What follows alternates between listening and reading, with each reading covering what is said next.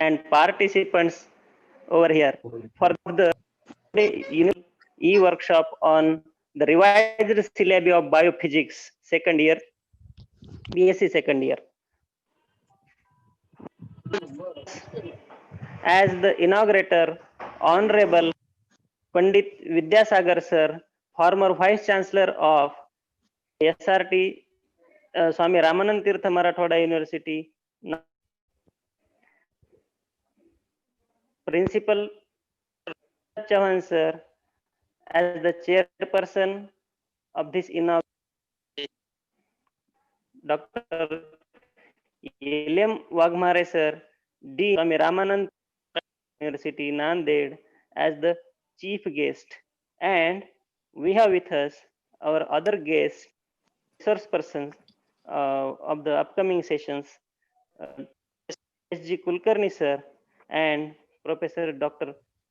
C.N. Khobragade Sir. Now, I would like to request our former Vice Chancellor Sir to kindly inaugurate the workshop and guide us on this occasion. Okay. Vidyasagar Sir. Okay. Good morning, and I'm very happy to participate in this workshop on biophysics, and the dignitaries present for this occasion. My former colleague, Dr. Wagmare, principal of the college, Dr. Jadhav, Chauhan, and Venkatesh Jadhav. My also former colleague, Dr. Kulkarni, Dr. Khobragade, all other dignitaries, participants, students, and friends. I'm very happy that this seminar has been organized for the teachers, and it is for the discussion on a syllabus which has been formulated by the university. Now, as the subject is biophysics, I will just say a few words on that. That what is biophysics? So teachers should understand this very well. Now, as you know that there are two words in this. One is bio and another is physics. And these two are brought together. In what way? It is that the use of physics, principles and techniques to understand biological systems. That is the main purpose of this subject. And this is a short definition of biophysics. Of course, biophysics is very vast, as we'll see that there are many areas which are emerging in recent past.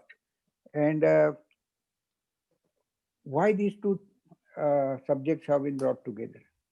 Now, you know that each subject has its own strengths. Like if you consider physics, physics has its own strengths because in physics we do measurements, we do analysis, we also our quantification is the main thing. It is based on mathematics, and also it allows abstract thinking. Remember, physics is a subject which works at the interface of virtuality and the reality.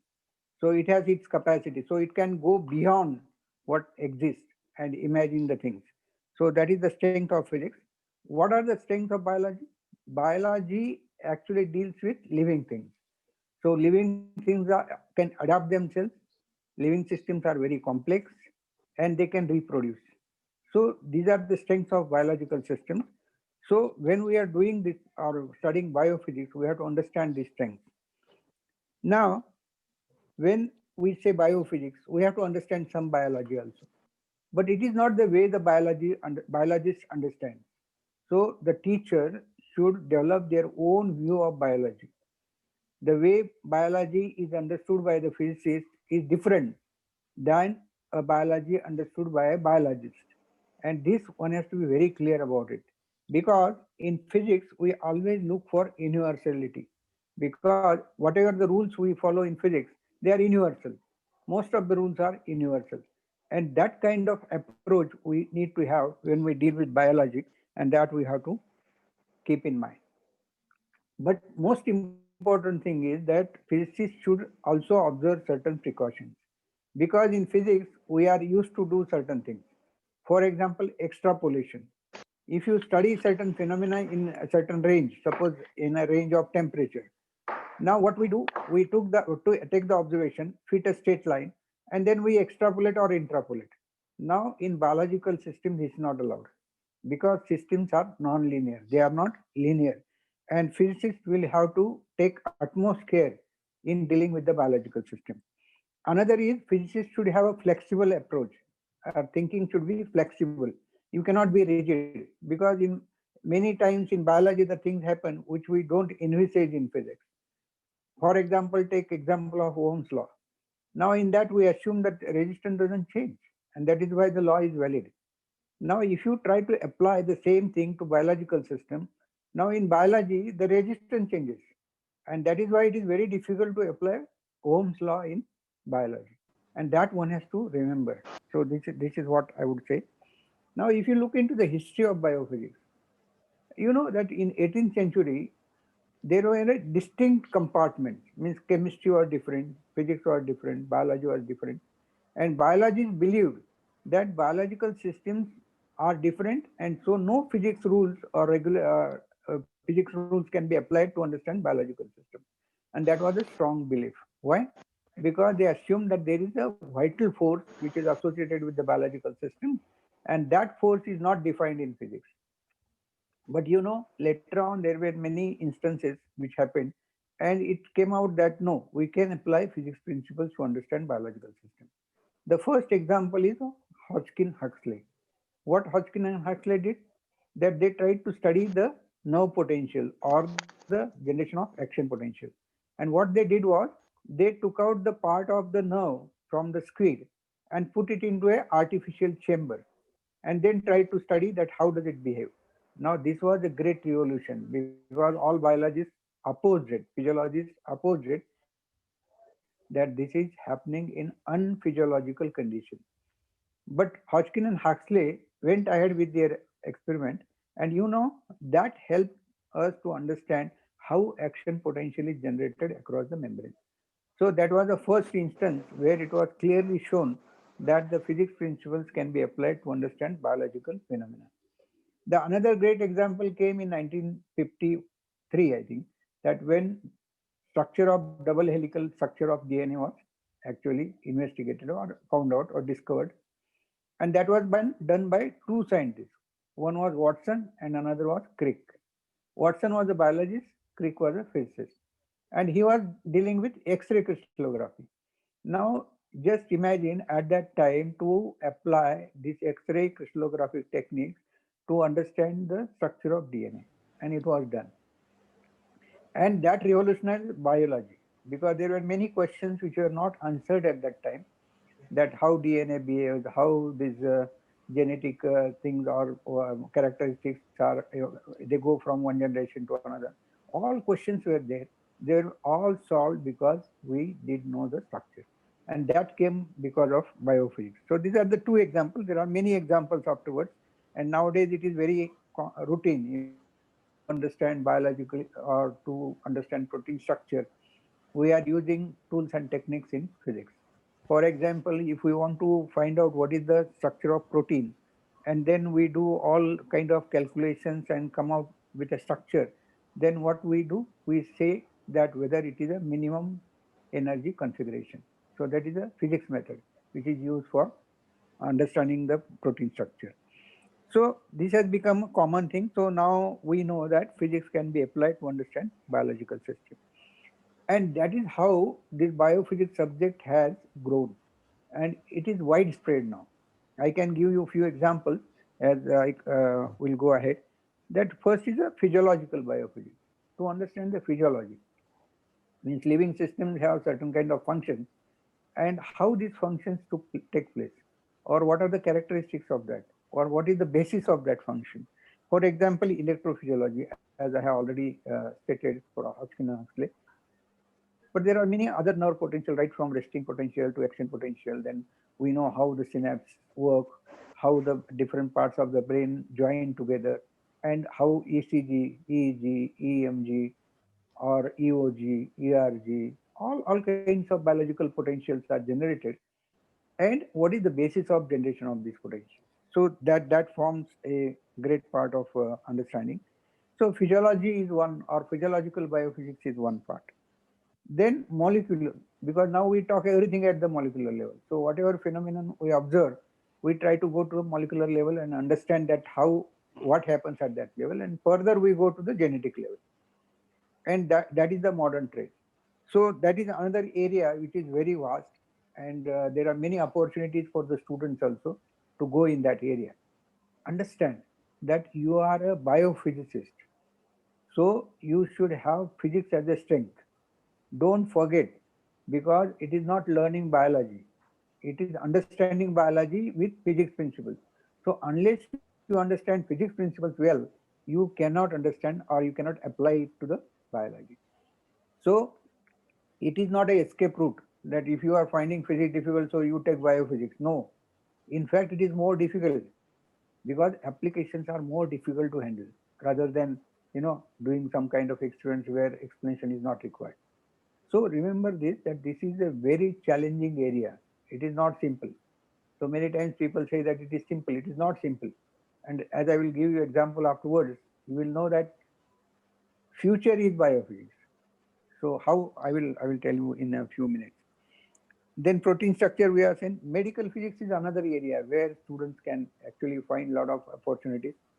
Like if you do MSc and do diploma in radiation physics, which is conducted by B.Sc, you get employment which is very lucrative.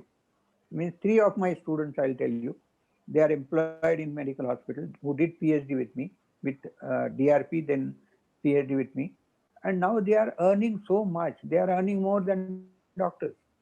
Like Manoj Semwal, who is in Command Hospital in Delhi, he is at the rank of colonel. Then Balraj, Dr. Balraj in Pune Command Hospital, he is also the same rank. Then Dr. Joshi in Canada. Now he is the in charge of that medical physics laboratory, and there are 13 people who are working under his guidance, and some of them are physics PhD. Remember this, who did PhD under my guidance. So there is a lot of scope, unless if you really train yourself in a proper way. Then is our instrument is another part. There are many biology instruments which are used in biology and medicine, and they are specific instruments because certain characteristics, certain measurements are specific to biology, and these are the very special instruments like electrocardiogram, electroencephalogram, electromyogram, or you can say infrared thermometer, right from that, or fibrillator, defibrillator. Many instruments are there. So it also forms a different branch. So if you understand biology, if you understand physics, and if you have interest in instruments, then you will have opportunity to go into that area. Then there are many phenomena like photosynthesis. So biophysics doesn't only deal with the animals, it deals with plants also. Remember this. And in plant, photosynthesis is most important thing, because photosynthesis is at the basis of our survival, our existence. We exist because of food, because of energy which we get out of food. And where from that food comes? It comes from plants. And how do the plants make food? They make it through photosynthesis. So this process is not a biological process at the root, it is a physics process, because all it happens is due to transport of electron. So electron transport phenomena can be understood only in terms of physics. So why electron should go from one level to another level? And there this gives free energy, that plays an important part, or redox potential plays an important part. And that is how it is decided that which way the electron will flow. Or fluorescence, how do you get the fluorescence? How much energy is available for the photosynthesis? So all these are physics phenomena, and you can really study that, because I have studied this area to a large extent, photosynthesis, and I have applied it in various ways, right from say finding out why this grapes become pink, to right now I am studying the effect of gravity on plants and seeds. And this is very interesting because it takes you to astrobiology, that is the new area which is emerging. Biomaterials is another area which you can explore, because we need materials for biological applications, but they need to have special characteristics. because any material cannot be put into the body. It should be non-toxic, non-degradable, all kinds of compatible, all kinds of things are there. Reactive, it should not be reactive. All kinds of characteristics which are required for biomaterials. And though that is also an area which is very important. So people can go there, because if you have knowledge of biology and you understand biological principles, and if you have physics background, then definitely biomaterials is another area where you can venture. And effect of gravity, I have said that to study the effect of gravity on plants or animals or even human beings, but don't take it to some other direction, because as soon as we say that there is a effect of gravity, then we start thinking of all these planets and our patrika and all. No, that is not related to that. That is a different kind of a thing. So you should be aware about this thing, that where up to what point we take science, and we have to be rational at all the points. So remember this when you are dealing with biology. Otherwise, you will get in some other direction also. Now, bio-nanotechnology is another area. The nanotechnology, you understand. Nano means abjansh. So abjanshi tantradhyan, what we call in Marathi. So nanotechnology is an emerging area, and that also application of this nanotechnology in biological system. Like say, we say green synthesis of nanoparticles.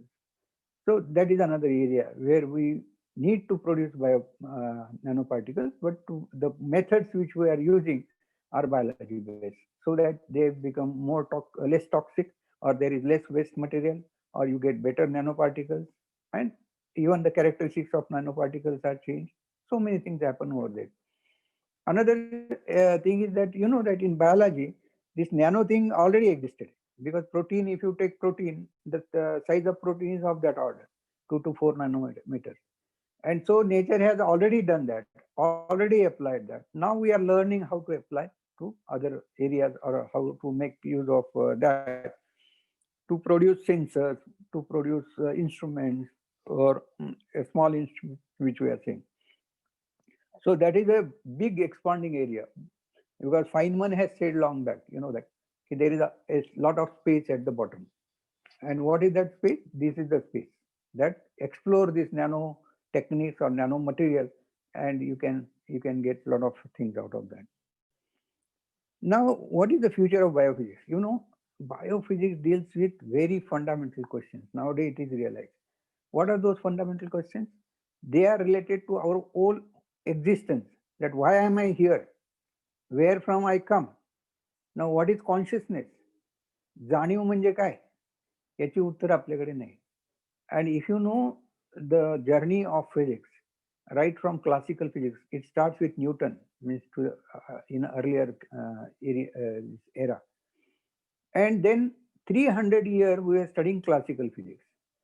And it was very deterministic. Means if we know the initial parameters, we are able to say that what will happen in future. What will be momentum, what will be the position, and all things can be done very accurately. For example, you are throwing a ball through the cannon. So which path it will take and how it will go. So it was known. But at the end of, say, 19th century, there was a great revolution, because the experimental observations which were taken from black body, scientists were not able to explain those. And it needed new kind of physics. And that is why new kind of physics evolved, that was quantum mechanics. So it started with the quantum, idea of quantum. And then with 4 different principles. Principle of uncertainty, complementary, then superposition. All kinds of principles have come, and they actually contradict the classical physics in some way or other. Because now in quantum mechanics, we assume that the effect can be at the infinity instantly. That goes against the relativity, because it says that the speed of light is the maximum speed which we can get. So nothing can move faster than speed of light. But here in quantum mechanics, we are seeing the effect at a distance, instantaneous. So this is a contradiction. Or there are many other questions which are raised, that in quantum mechanics it said that once two things interact, then they will remember their interaction forever. Now in classical physics, what we say that two things become independent, they will behave independently. Now in quantum mechanics doesn't happen. And that is why now we are thinking of quantum computing, because of the states of the same particle. You know that double slit experiment, which is very easy and everybody has studied it in physics.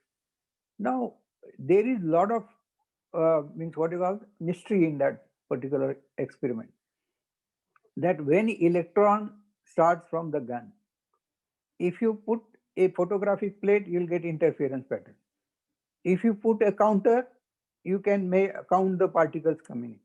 Now, how electron knows that which state it has to acquire, whether as a wave or particle? Now, this is a big question. Now, does electron know beforehand that there is a counter or there is a screen? If it knows, then it must be having consciousness. So it is conscious of that. So it is true? I don't know. Nobody knows. And these questions actually can be answered by studying biophysics. So it is at the interface of biology and physics. So this is in future. You need not think at this time, but you should know that what is the scope of this subject. And it is always better to know that what will come in future, or what are the directions which one can take. Maybe some student whom we teach may be brilliant enough to take up this problem also. Who knows? So this is all in biophysics, and I'm very happy that the syllabus has been formulated in that fashion. As I see that there is a course on physiological biophysics, molecular that this particular college, Principal Chauhan, then Jadhav, and all other colleagues who are associated with this program, they are putting efforts in that direction. So I wish you all the best, and I thank organizers for inviting me to inaugurate this seminar. And Dr. Wagmare is there. So Dr. Wagmare is a person who will always support this kind of things, which are academic and which will take this subject ahead. So with this, I stop and thank the organizers. Thank you very much. Thank you, sir. Thank you, sir.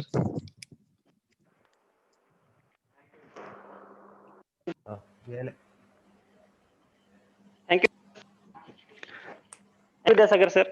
And pardon me, I know you are kind enough because I called the convener with this. Now, may I request the convener of this workshop, Venkatesh Jadhav sir, to have words about of this workshop. Oh, thank you, Take sir. And I also thank to Honorable Nitya Sagar sir to have his inaugural speech. So, hello everyone. Welcome you all dignitaries and participants to this online workshop on syllabus of B.Sc Biophysics second year, which will be effective from 2020-21. So, I first of all inaugurator of this workshop, renowned biophysicist and former Vice Chancellor of our university, Honorable Pandit Vidyasagar sir, President of Inaugural Function, Principal Dr. Punjab Chauhan sir, Chief Guest of today's program, Dr. L.M. Wagmare sir, Dean, Faculty of Science and Technology, SRTM University, Nanded, Guest of Honor, Satish Kulkarni sir, former BOS Chairman, Biophysics, SRTM University, and Head of Department, Government Institute of Science, Aurangabad, for Biophysics Department, Professor C.N. Khobragade sir, Professor and former BOS member, Biophysics, SRTM University, Nanded. All teachers participated in workshop, research scholars and students, and my dear friends. At the outset, I am very much thankful to SRTM University and our college administration for giving us opportunity to organize this online workshop. Dear all, I am very much pleased to let you know that for second time since last year, we are arranging workshop on schedule, on a revised syllabus. So biophysics is a relatively new subject in this area that our visionary administration made available to the student and periphery in this area. So I must thank to our visionary administrator. I took this opportunity to thank Honorable Vidyasagar sir, who is basically a biophysicist.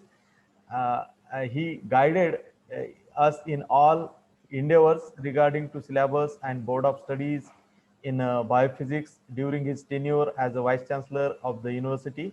We seek his guidance from time to time, and in inaugural speech also sir has very finely guided us from basic biophysics to the its application part and its future. So in this workshop we will discuss all the aspects with regard to revised syllabus in 2 technical sessions ahead. So there are more than 100 teachers, research scholars and students who were participated in this online platform. I hope this activity will be fruitful to one and all. Once again, I welcome you all and thank you all of you. Thank you, sir. Thank you, Jadhav sir. Dear all, this is the consecutive workshop organized by our college. Workshop, we have as the chief guest L.M. Wagmare sir, in Faculty of Science and Technology, Swami Raman University, Nanded. I would like to request you to guide us this occasion. Dr. L.M. Wagmare sir. Former Vice Chancellor of this university, Professor Pandit Vidyasagar sir. We are very fortunate to sir, Dr. C.N. Kobragade sir, Mrs. Vaishali,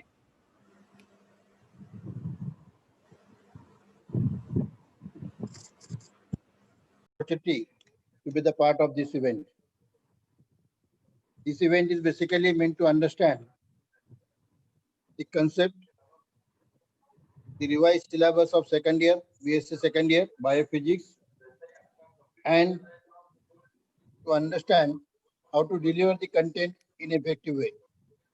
We are very fortunate that we got an advice from a very renowned person, Honorable former Vice Chancellor Pandit Vidyasagar sir.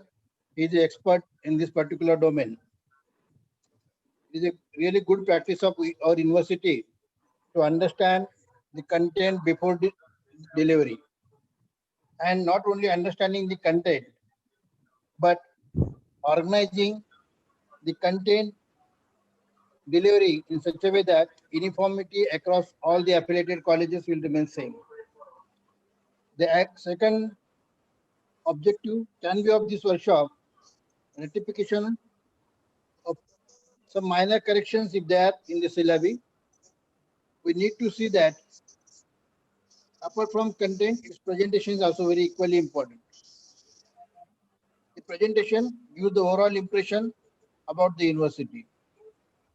The presentation of any curriculum should be in a standard format and it should be uniform for all the papers, those who are appearing in the particular curriculum. This second year syllabus, we are starting in a different environment. Today's situation is a very extraordinary situation. We have to give a thought in a different way how to deliver the content. From next year onwards, it may not be an issue. But looking at the present situation, we have to plan in such a way that whatever the content we design, that should be effectively delivered, effectively reach to the end user, that is the student. We need to identify some different unique activity to address this particular issue. So I appeal you all to work on rectification of minor corrections in the syllabi, to see the standard processes whether they are incorporated or not, then plan the delivery of the content in a specific manner. Also identify experts whose developed e-content can be made available on the university website, which can be accessed by the student, those who could not attend the online classes. Friends, making the e-content available on the institute website or university website not only will serve the purpose of reaching to the student, but also it will help us to reach to the slow learners. It is an opportunity for us to make these things understand to the slow learners.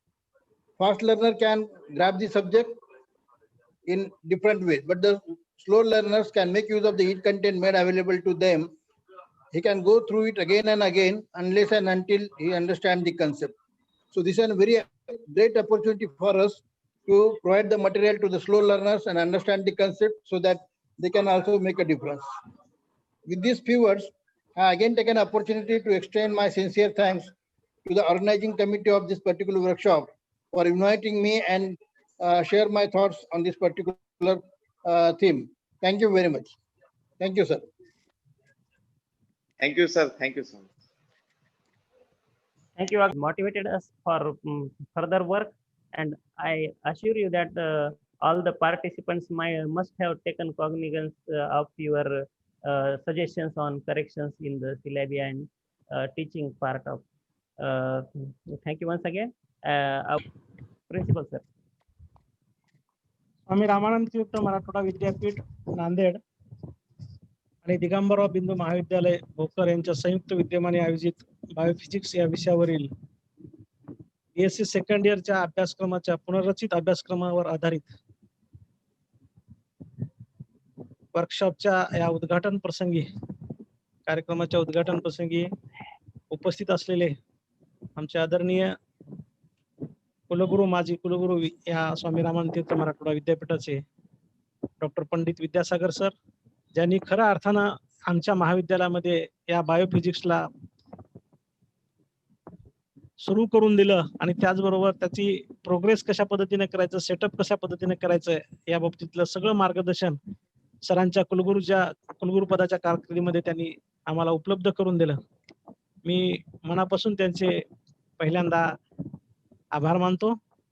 सरांच्या मार्गदर्शनामुळेच हा विषय गेल्या 10-12 वर्षापासून आमच्या महाविद्यालयामध्ये या विद्यापीठाच्या कक्षेमध्ये आमच्याच महाविद्यालयामध्ये हा विषय चालू आहे आणि ते चालू ठेवण्यामध्ये सरांचं फार मोठं योगदान आहे. ते माजी कुलगुरू डॉक्टर पंडित विद्यासागर सर या कार्यक्रमाच्या निमित्तानं या वर्कशॉपमध्ये उपस्थित असलेले सायन्स आणि टेक्नॉलॉजीचे अधिष्ठाता आमचे मित्र डॉक्टर LM वाघमारे सर, दुसरे विशेष ज्यांनी परिश्रम घेतले, विशेषतः अभ्यासक्रम ठरवण्यापासून ते त्याची अंमलबजावणी कशा पद्धतीने करायची या बाबतीमधले ज्यांनी पूर्ण आतापर्यंत गेल्या 10 वर्षापासून सातत्यानं मार्गदर्शन करत आहेत. माझ्या महाविद्यालयामध्ये वेळोवेळी ते उपस्थित झालेले आहेत असे डॉक्टर कुलकर्णी सर. त्याचबरोबर या स्वामी रामानंद तीर्थ मराठवाडा विद्यापीठाचे डॉक्टर खोब्रागडे सर, या चौघांचा वाटा या बायोफिजिक्स विषयामध्ये अत्यंत मोलाचा आहे आणि त्यांनी या महाविद्यालयामध्ये आमच्या महाविद्यालयामध्ये हा विषय चालू करून त्याचा पूर्ण अभ्यासक्रम कशा पद्धतीने करायचा, तयार करायचा या बाबतीतलं सगळं मार्गदर्शन केलं आणि तो विषय अतिशय यशस्वीरित्या या महाविद्यालयामध्ये चालू ठेवण्यामध्ये मोठं योगदान राहिलेलं आहे. या चौघांचेही मनापासून मी पहिल्यांदा आभार मानतो. सर, या वर्कशॉपच्या निमित्तानं गेल्या वर्षी सुद्धा आम्ही हा B.Sc फर्स्ट इयरच्या विषयावरील वर्कशॉप आयोजित केलेला होता अभ्यासक्रमाच्या याच्या संदर्भामध्ये आणि याही वर्षी हे वर्कशॉप आयोजित करण्याची संधी स्वामी रामानंद तीर्थ मराठवाडा विद्यापीठानं आम्हाला उपलब्ध करून दिली. विशेषतः वाघमारे सरांचे मनापासून त्यासाठी मी आभार मानतो. सर, विद्यासागर सरांनी अनेक वेळा आपल्या महाविद्यालयाला भेट दिलेली आहे. महाविद्यालयाच्या जवळून त्यांनी परिचय सुद्धा आहे. असं असलं तरी त्यांनी त्यांचं योगदान जे आहे या स्वामी रामानंद तीर्थ मराठवाडा विद्यापीठाच्या वाटचालीमध्ये त्यांचं योगदान इतिहास कधीच विसरू शकणार नाही. असं मोठं योगदान त्यांचं राहिलेलं आहे. त्यांनी एक वेगळी दिशा या विद्यापीठाला उपलब्ध करून दिली आणि त्या दिशेच्या आधारावर हे विद्यापीठ आज काम करताना आपल्याला दिसून येते. म्हणून सरांचं आजच्या या प्रसंगाच्या निमित्तानं जे मार्गदर्शन मिळालं, विशेषतः विषयाच्या संदर्भामध्ये, बायोफिजिक्सच्या संदर्भामध्ये, बायोफिजिक्सचं एकूण व्यवस्थेमध्ये आणि आजच्या अभ्यासक्रमामध्ये कशा प्रकारचं महत्व राहणार आहे या बाबतीमधलं सखोल असं व्यवस्थित खूप चांगलं असं मार्गदर्शन सरांनी या निमित्तानं केलं. मी त्या दृष्टिकोनातून या अभ्यासक्रमाच्या वर्कशॉपमध्ये त्यांच्या या पूर्ण मार्गदर्शनाचा लाभ विद्यार्थ्यांना आणि उपस्थित सर्व प्राध्यापकांना सुद्धा वेळोवेळी होणारच आहे. आणि त्या दृष्टिकोनातून या वर्कशॉपवर चर्चा सुद्धा सरांच्या या मार्गदर्शनाला अनुसरून होईल अशी मी या ठिकाणी अपेक्षा व्यक्त करतो. हे वर्कशॉप घेण्याच्या दृष्टिकोनातून जसं विद्यापीठानं आम्हाला सहकार्य केलं तसं आमच्या महाविद्यालयाचे बायोफिजिक्सचे विभाग प्रमुख प्राध्यापक व्यंकटेश जाधव असतील, आमचा ही वर्कशॉप ज्या ठिकाणी आयोजित केला त्या सर्व टीमचे, आमच्या महाविद्यालयातली ही सर्व जी टीम आहे, IQCचे कोऑर्डिनेटर अरविंद चव्हाण असतील, प्रशांत टाके असतील, त्याचबरोबर नागेश ढोले असतील, ह्या सर्व सायन्सच्या टीमनं हे वर्कशॉप आयोजित करण्याच्या दृष्टिकोनातून अत्यंत महत्वाचं काम केलेलं आहे. या सर्वांचं या दृष्टिकोनातून मी महाविद्यालयाच्या वतीनं आभार व्यक्त करतो. आणि सगळे टीम जे आहे ते अशा प्रकारचे अनेक वर्कशॉप या काळामध्ये महाविद्यालयामध्ये आयोजित करण्यामध्ये सक्रिय सहभाग त्यांनी नोंदवलेला आहे. मित्रांनो, या निमित्तानं ही वर्कशॉपचं उद्घाटन सरांनी केलं आणि त्यांनी सुद्धा मार्गदर्शन केलं. यासाठी या पहिल्या उद्घाटन समारंभाचा समारोप मी सर्वांचे आभार व्यक्त करून करतो आणि टेक्निकल सेशनला सुरू करण्याची विनंती मी सर्व प्रशांत टाके यांना करतो. Thank you, sir. Thank you, Principal, sir. You have expressed your heartfelt thoughts on the four persons who have contributed a great to develop the physics of biophysics, subject of biophysics. Thank you. Now, in the final phase of this inaugural function, it is our tradition that we must be grateful to our guests. So I would like to invite Dr. S.B. Chauhan, sir, to cast vote of thanks for the inaugural function. The second technical session will be continued after that. Sir, S.B. Chauhan, sir, please cast the vote of thanks.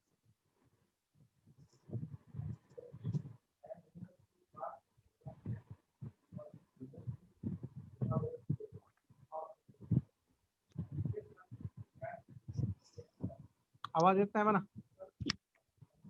Venkatesh आवाज येत नाही म्हणा. आवाज इकडे या sir. 1 minute. Thank you, sir.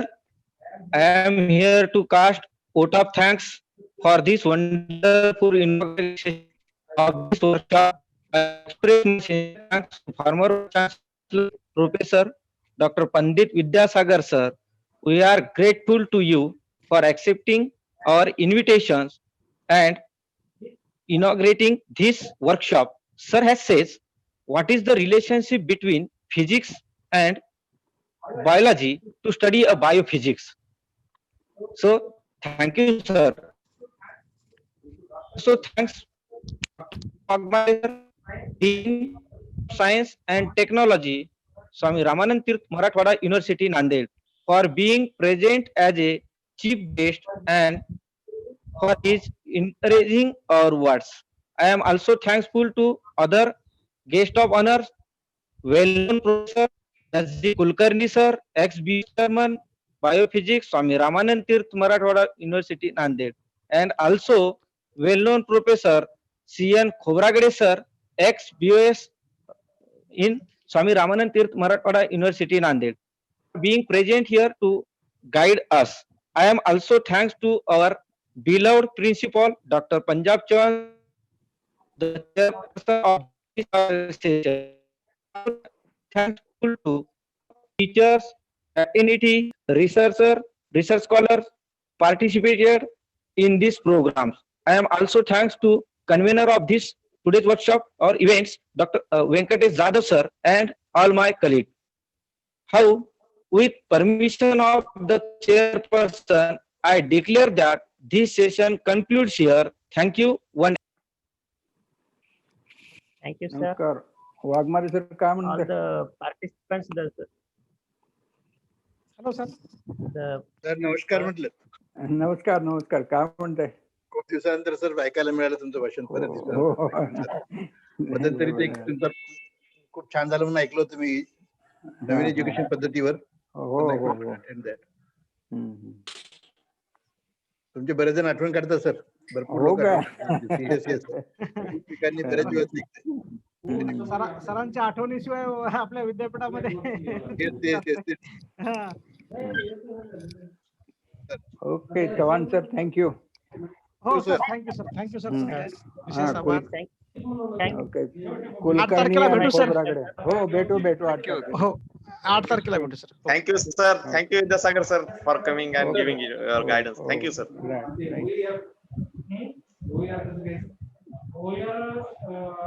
Take sir, please continue. Continue, Take sir. Okay, thank you, sir.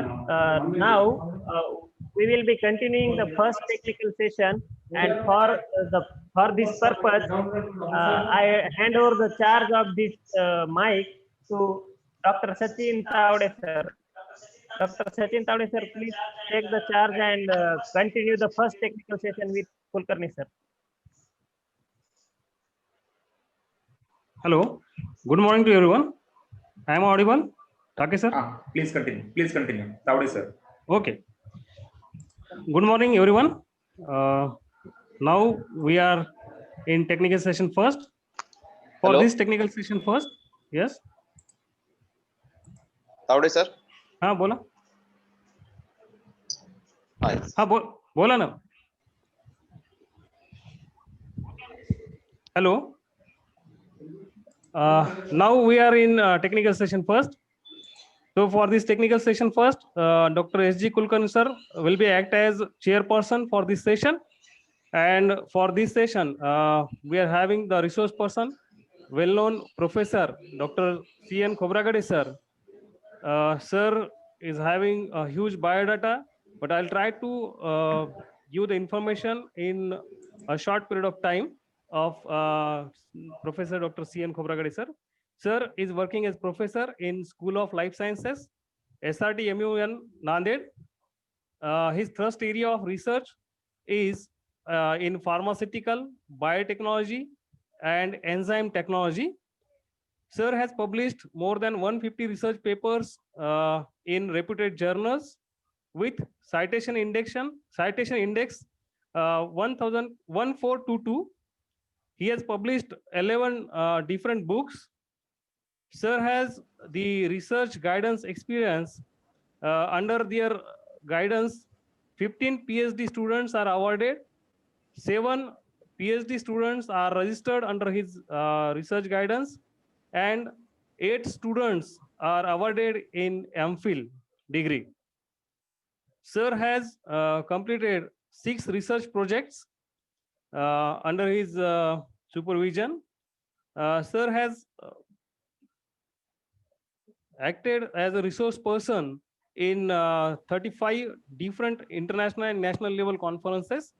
So with this, I welcome Dr. C.N. Khobragade sir as a resource person for this technical session first.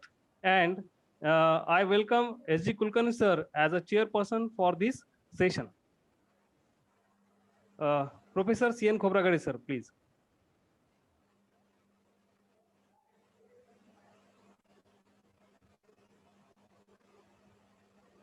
Hello. Khobragade sir, please.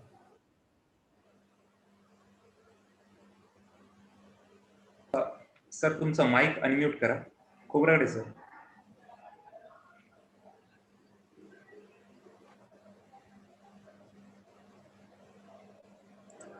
Hello sir, mic unmute करा.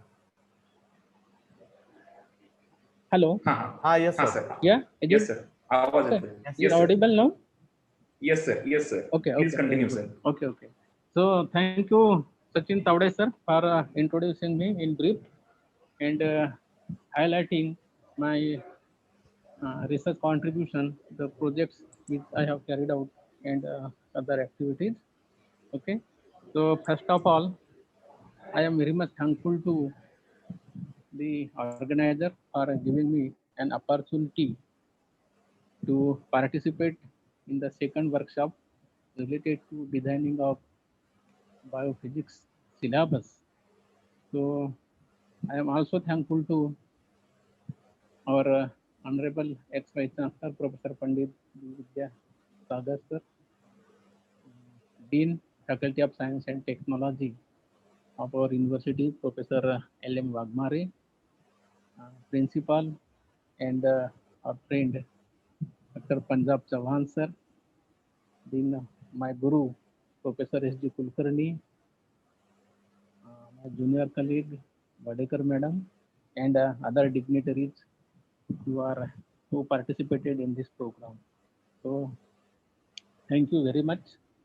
So in this program, what I would like to tell actually, so biophysics, as already the scope of the biophysics specifically, but Pandit Vidyasagar sir, he has already explained what actually biophysics is and in what way this subject can contribute in life sciences specifically. Okay, then the syllabus discussion specifically I would like to discuss here. So the part which was given to me was related to design the syllabus of the molecular enzymology. And in this while designing the molecular enzymology syllabus, we have taken a lot of efforts.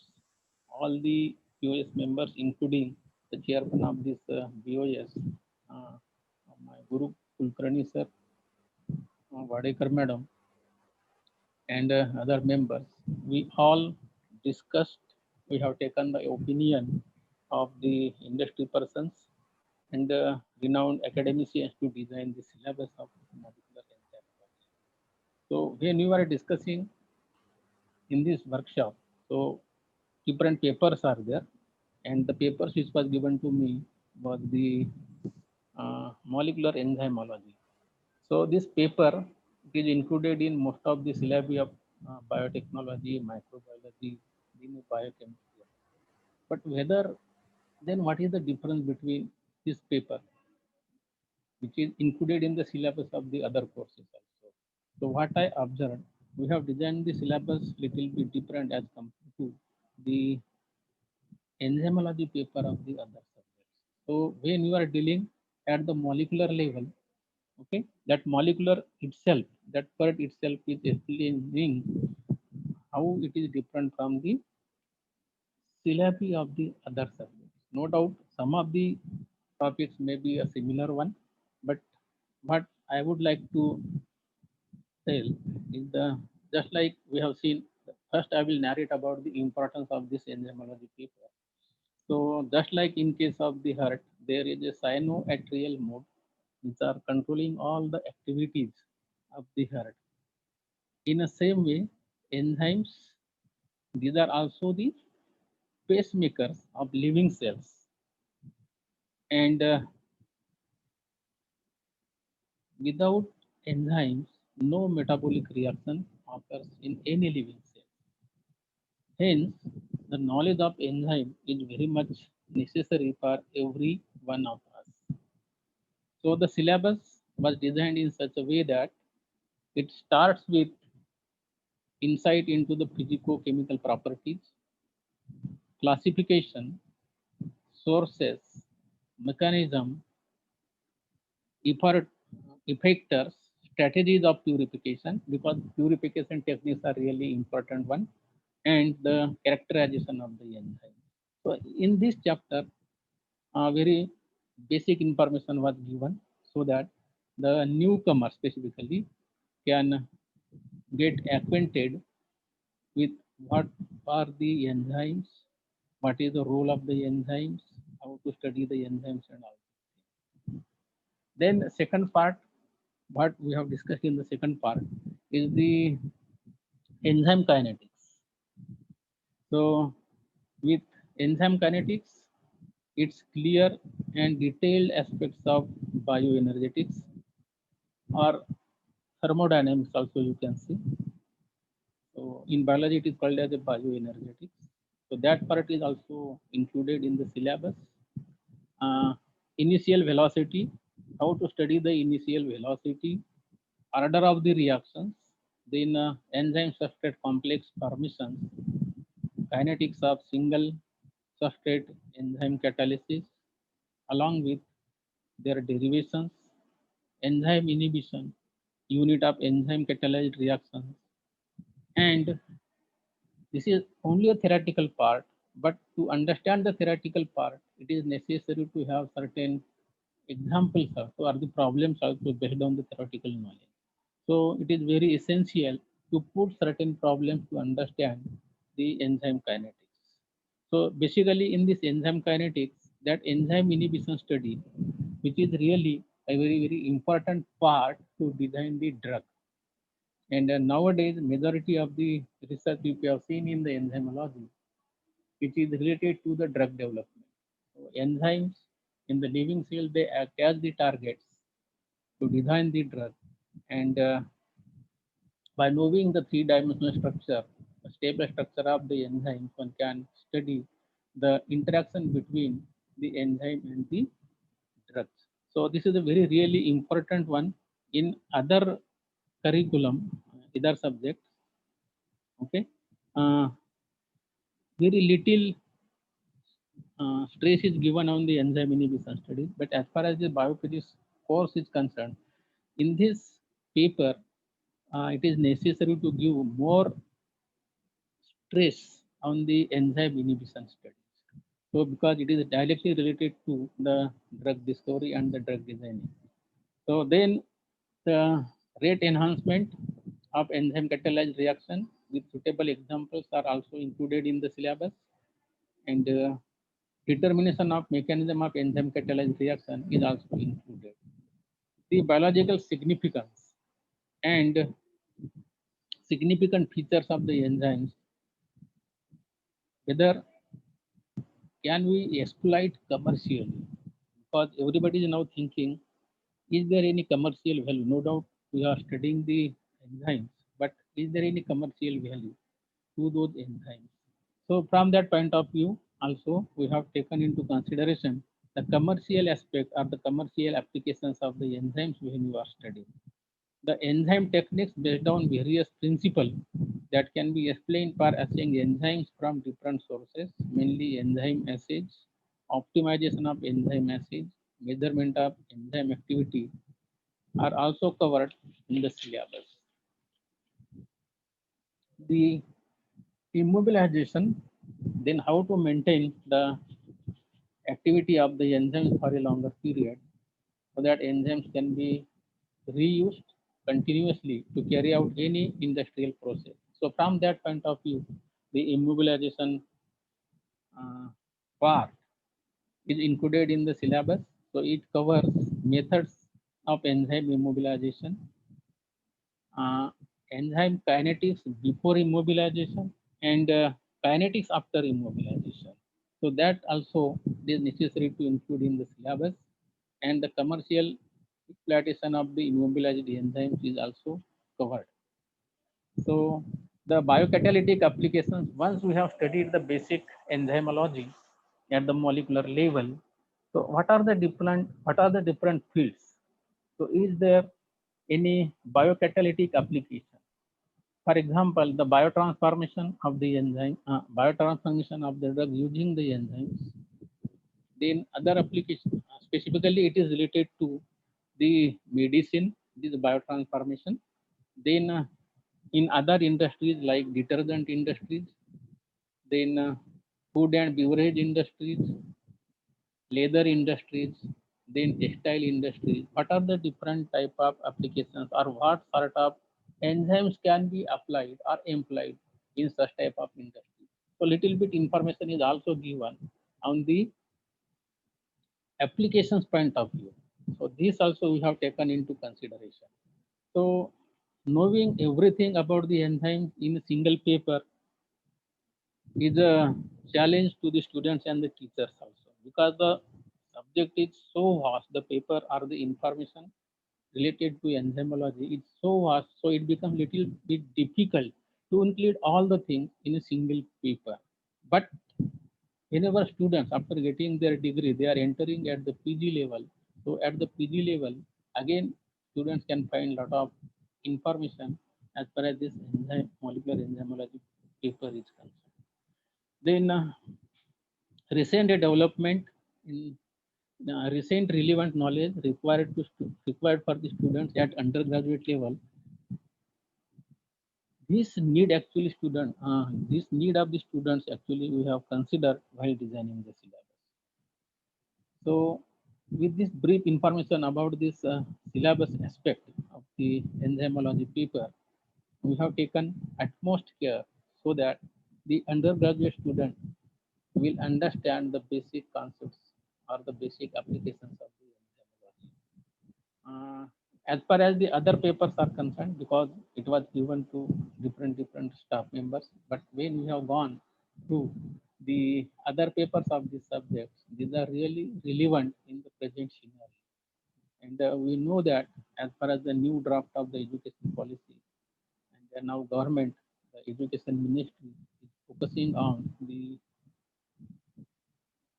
interdependence of the subject or the interdisciplinary approach of different subjects, so that something will come, some some new things will come out of that, because just going for fewer papers, okay, the lot of work has been done by so many people, but unless and until we are not thinking about the interdisciplinary approach, because through interdisciplinary approach only we will get something new. And government is also thinking to go for the interdisciplinary research or the interdisciplinary studies.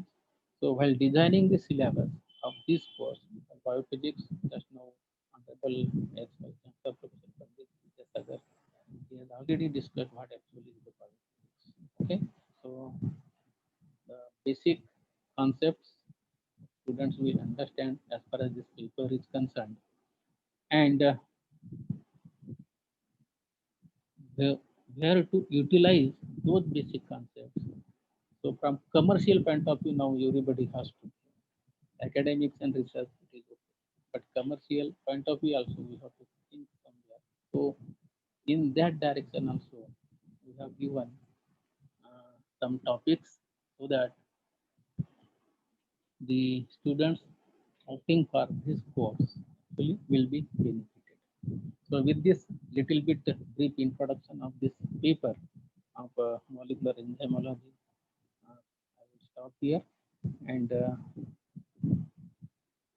now over to the chairman of the session.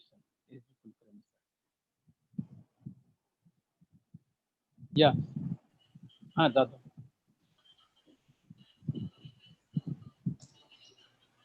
Yeah, Sachin, you can just take over.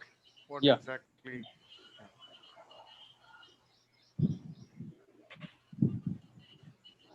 Hello. Hello. Hello. Sir. येतोय आवाज. Okay. Sir, now I request S.G. Kulkarni sir, who is chairperson for this session. Sir, you take this charge of this particular session as a chairperson. You speak something about this. Yeah. Okay. Thank you very much, Dr. Khuragade. You have said it because enzymology is your home piece, and with enzymology, I also has explored a little bit within it. I know that the kind of efforts we have taken in designing this particular syllabus, especially the biocatalytic applications and emphasizing more on immobilization of enzymes, which is having its industrial outlet, because with this particular kind of knowledge, probably the students will be able to catch up with some good positions within the processing industry, especially where the normal chemical processing is being replaced with enzymes, because they are economical and also they are tremendously powerful, and therefore they are setting up the economy into a very perfect level. So thanks a lot for giving an utmost emphasis on all the points which we have emphasized within this particular enzymology. And through this particular platform, I would like to appeal all the students, especially those who are going to take up this particular paper this year. They should concentrate more on every aspects of every unit, which we have emphasized. None of the points which have been mentioned here are just like that. It is nothing like a fancy. You need to give an utmost importance to it, and you especially you have to go for searching a proper application-oriented approach of each of these points. Because with an experience Dr. Khobragade has got in enzymology, and with the discussions we had with lot of industrial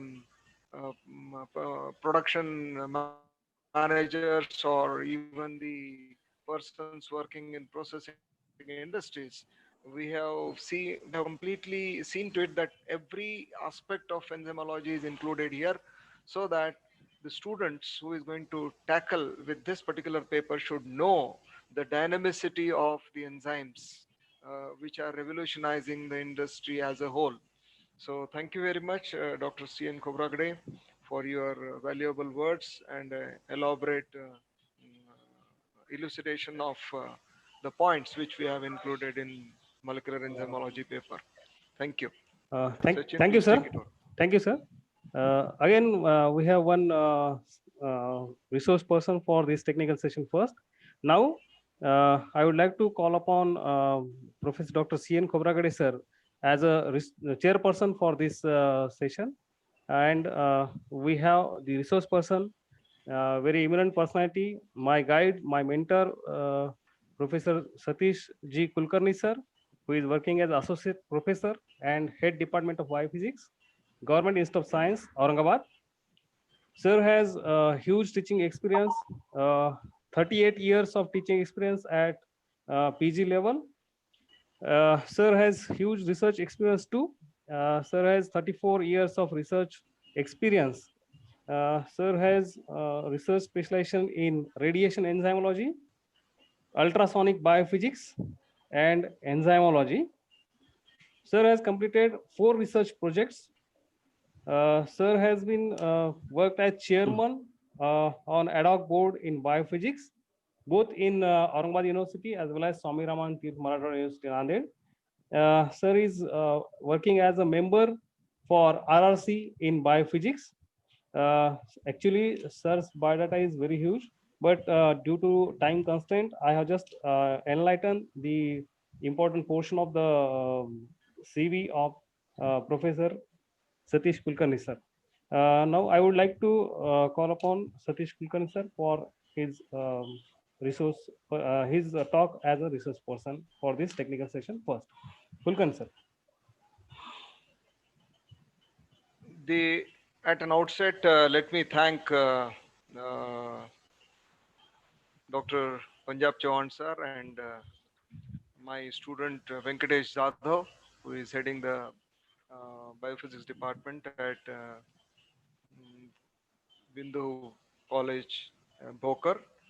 And I am also thankful to Dr. Pandit Vidyasagar sir for his enormous effort in guiding in today's inaugural session, and also he guided us in forming the ad hoc board and giving me a chance to frame up the syllabus in that, so that we could design the syllabus which we are talking today has been designed because of that. And also I am thankful to Dean Science and Technology, SRTM University, Nanded, Dr. L.M. Wagmare sir, my colleagues Wadekar madam, my student Milind Nisargand and Sachin Tavde, and all the students who are attending this particular session. Now, at an outset, as a chairman for this particular syllabus, let me first tell you that the designing of the syllabus for biophysics, especially at the level where the students are coming from the rural background, especially with very less exposure to sophistication, science and technology, it was a Herculean task for us. So we had to work round the clock by using various media to design this particular syllabus. We have taken utmost care that this is digestible, adjustable to the students at that level, and also it should give a good opportunity for the learners to excel by learning this particular syllabus and to make their mark in their future career, and especially those the curiosity within the students which is there in understanding the science is properly taken care of. And therefore the kind of designing of the papers which we did, especially in the framework of the university, we saw to it that we could tackle different kinds of the paper with different kinds of approaches. And therefore membrane biophysics, molecular biology, physiological biophysics, and molecular enzymology. So these four papers sit at four corners within these 2 semesters of third and fourth semesters. But still there is an amalgamation somewhere, there is an integration somewhere, because in the first years they have understood what exactly the molecules are and how the molecules used to work. And it is this particular level, that is in the second year, we need to know how do they integrate, how do they work together, how do they perform together. In the first technical session, Dr. Khobragade has already highlighted how a simple dynamic molecules, enzymes, they do a lot within the cell or within the body. And therefore understanding it in a thorough sense, we thought that this is the right time that we should introduce the students with human physiology. Actually, biophysicists should not learn human physiology alone. Actually, the role the biophysicist has to do is to deal with physical aspects of physiology. Physical aspects of physiology. Therefore, as has been told by organizers to me to tackle more on physiological biophysics, I will emphasize it more in the latter part. But let me also tell you one of the key features which we have added as per the central government directions, as per the university directions, as per the new pattern of learning the things. Because today we have a lot of good e-contents available online.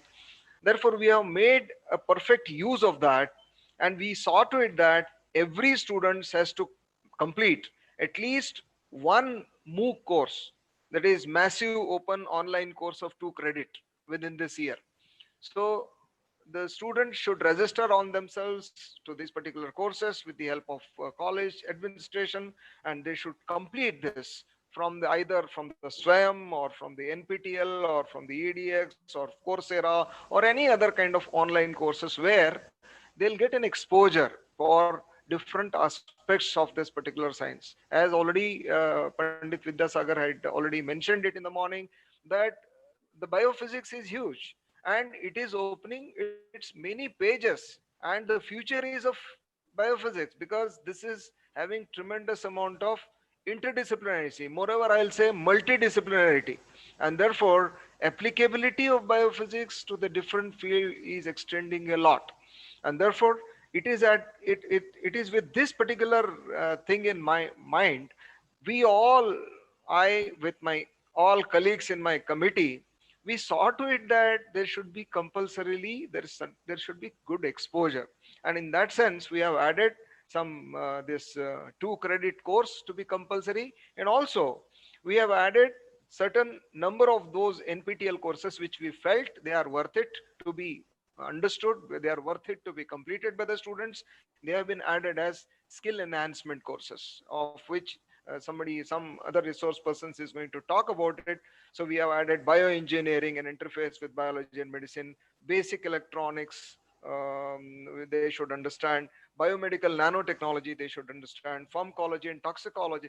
So these are some of the areas where biophysics sits as a neighbor, biophysics sits as a part of it. And therefore if with biophysics background, if you are getting aware about these particular areas, probably in future when you'll go for knocking the doors for an employment or knocking the door for entrepreneurship, I think you'll not have any difficulties. So let me come to the paper which I have been handed over to discuss, that is physiological biophysics.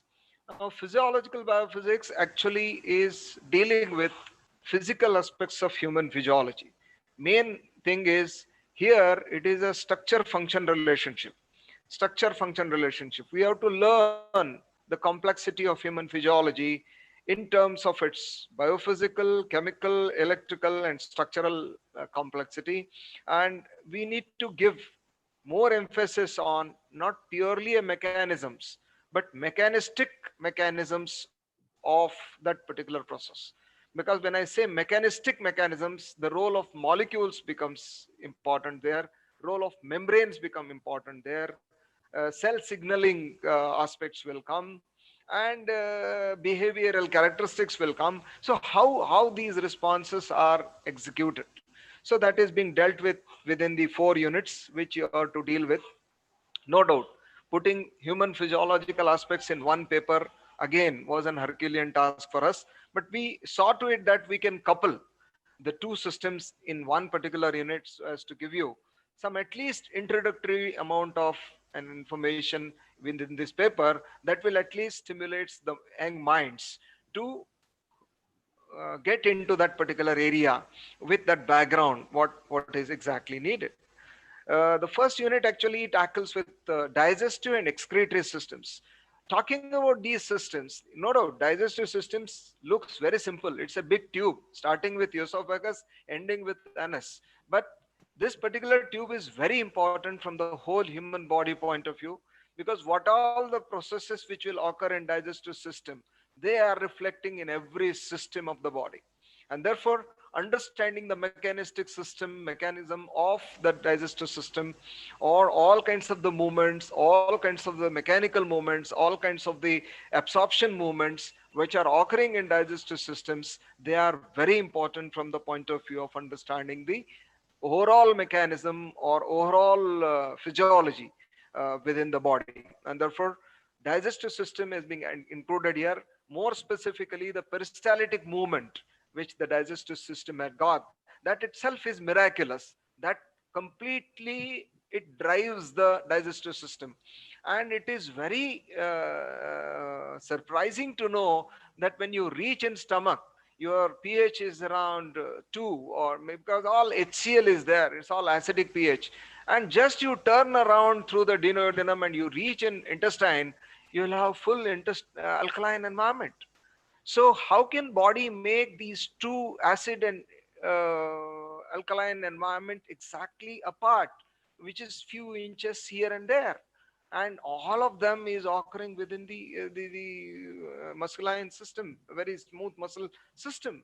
So that is very interesting to know. Actually, there are a lot of things within the digestive systems which needs to be explored, but at least getting introduced, getting curiosity within it, that will at least excite the minds to get into it, know more about it. Then second important system is a excretory system, which is completely managed by huge number of small machines called as the Malpighian tubules, or small units, excretory units, and that is constituting the whole kidney. And that is where the whole filtration process takes place.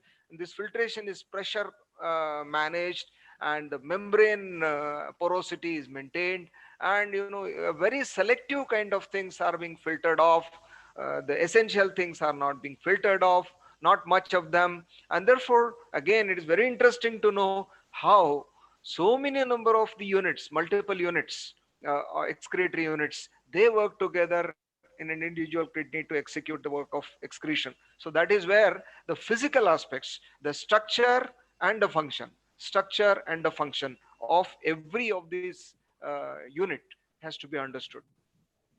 Then the second unit tackles with cardiovascular and respiratory systems. These two systems are very closely associated systems because they are interdependent, because respiratory system is the one which is taking care of oxygenation of blood, and cardiovascular system is the one which is related with properly distributing the blood into different parts of the body, along with that oxygenated blood, and also getting back the toxicity from the different part of the body back to the heart, and then it's sending it for expulsion from the body. So it is cardiovascular system, respiratory system, and excretory systems. They take care of complete the what you say, that complete surface transport, or rather the transporting of the oxygen and the nutrients, and transportation of toxicity back to excretory purpose or expulsion purpose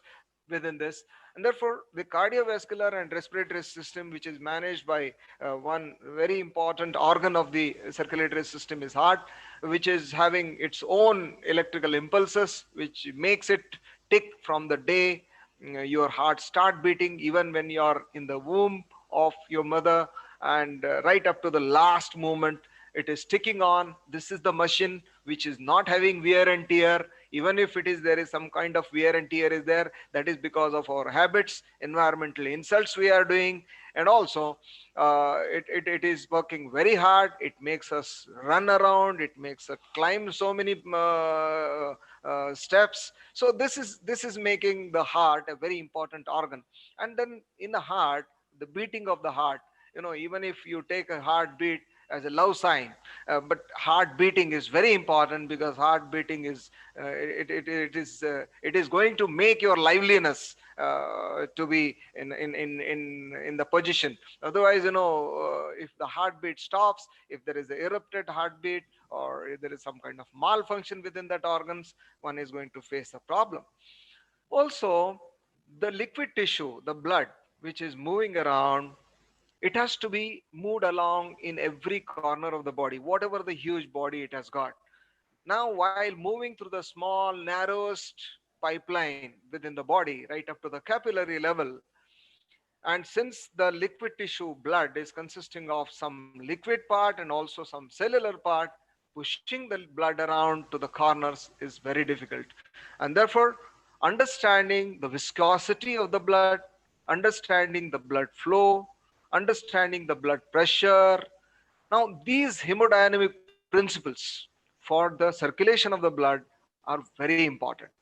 When your toxicity, some kind of solute particles are getting dissolved into the blood, or some kind of up and downs in the contents, dissolved contents of the blood, that is making the blood slightly thick, and it is making it very difficult to flow in a proper sense. And when it doesn't flow properly, reaching to the corners is very difficult. So biophysics highlight this aspect of circulatory system, that how this is executed, how the elasticity of the blood vessels is making the blood to flow to the corners. Even after so much of pressure the blood has got to do, the blood capillaries at their tips, at the way where they innervate into the tissue, where they get the nutrition into the tissue, they don't burst. So that is where the miraculousness of the physiology lies. That has to be taught, that has to be emphasized, that has to be given more importance while tackling this particular topic.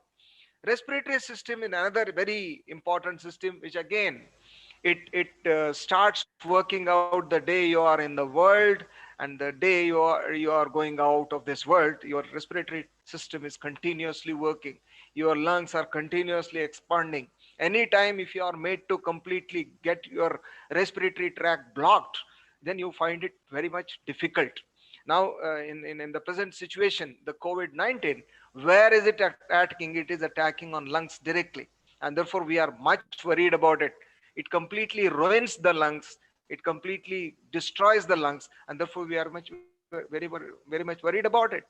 So lungs forms a very important aspect of respiratory system. And moreover, when you go to the unit level, where exactly the gas exchanges are taking place, that is bronchioles, or the membrane which is responsible for exchange of the gases, that is where the phenomena is very miraculous. So biophysics of that particular gas exchange is very important to know, because how this is possible, how the carbon dioxide comes out and how oxygen is absorbed back, and who is the carrier, how it is binding, how it is the carbon dioxide is expelled out, how after certain volume of carbon dioxide is being expelled out within the bronchioles, how that whole carbon dioxide is coming out, and this is continuously happening process. And therefore this is where we need to emphasize. Now this particular respiratory tract is not open.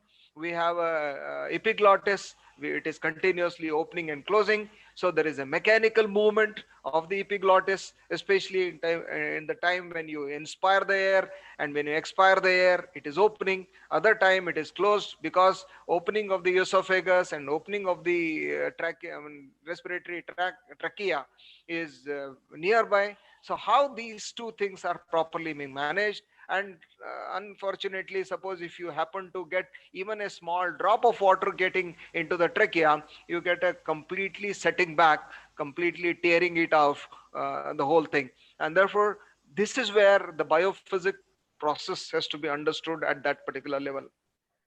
Third unit is very important unit, the nervous system and sense organs.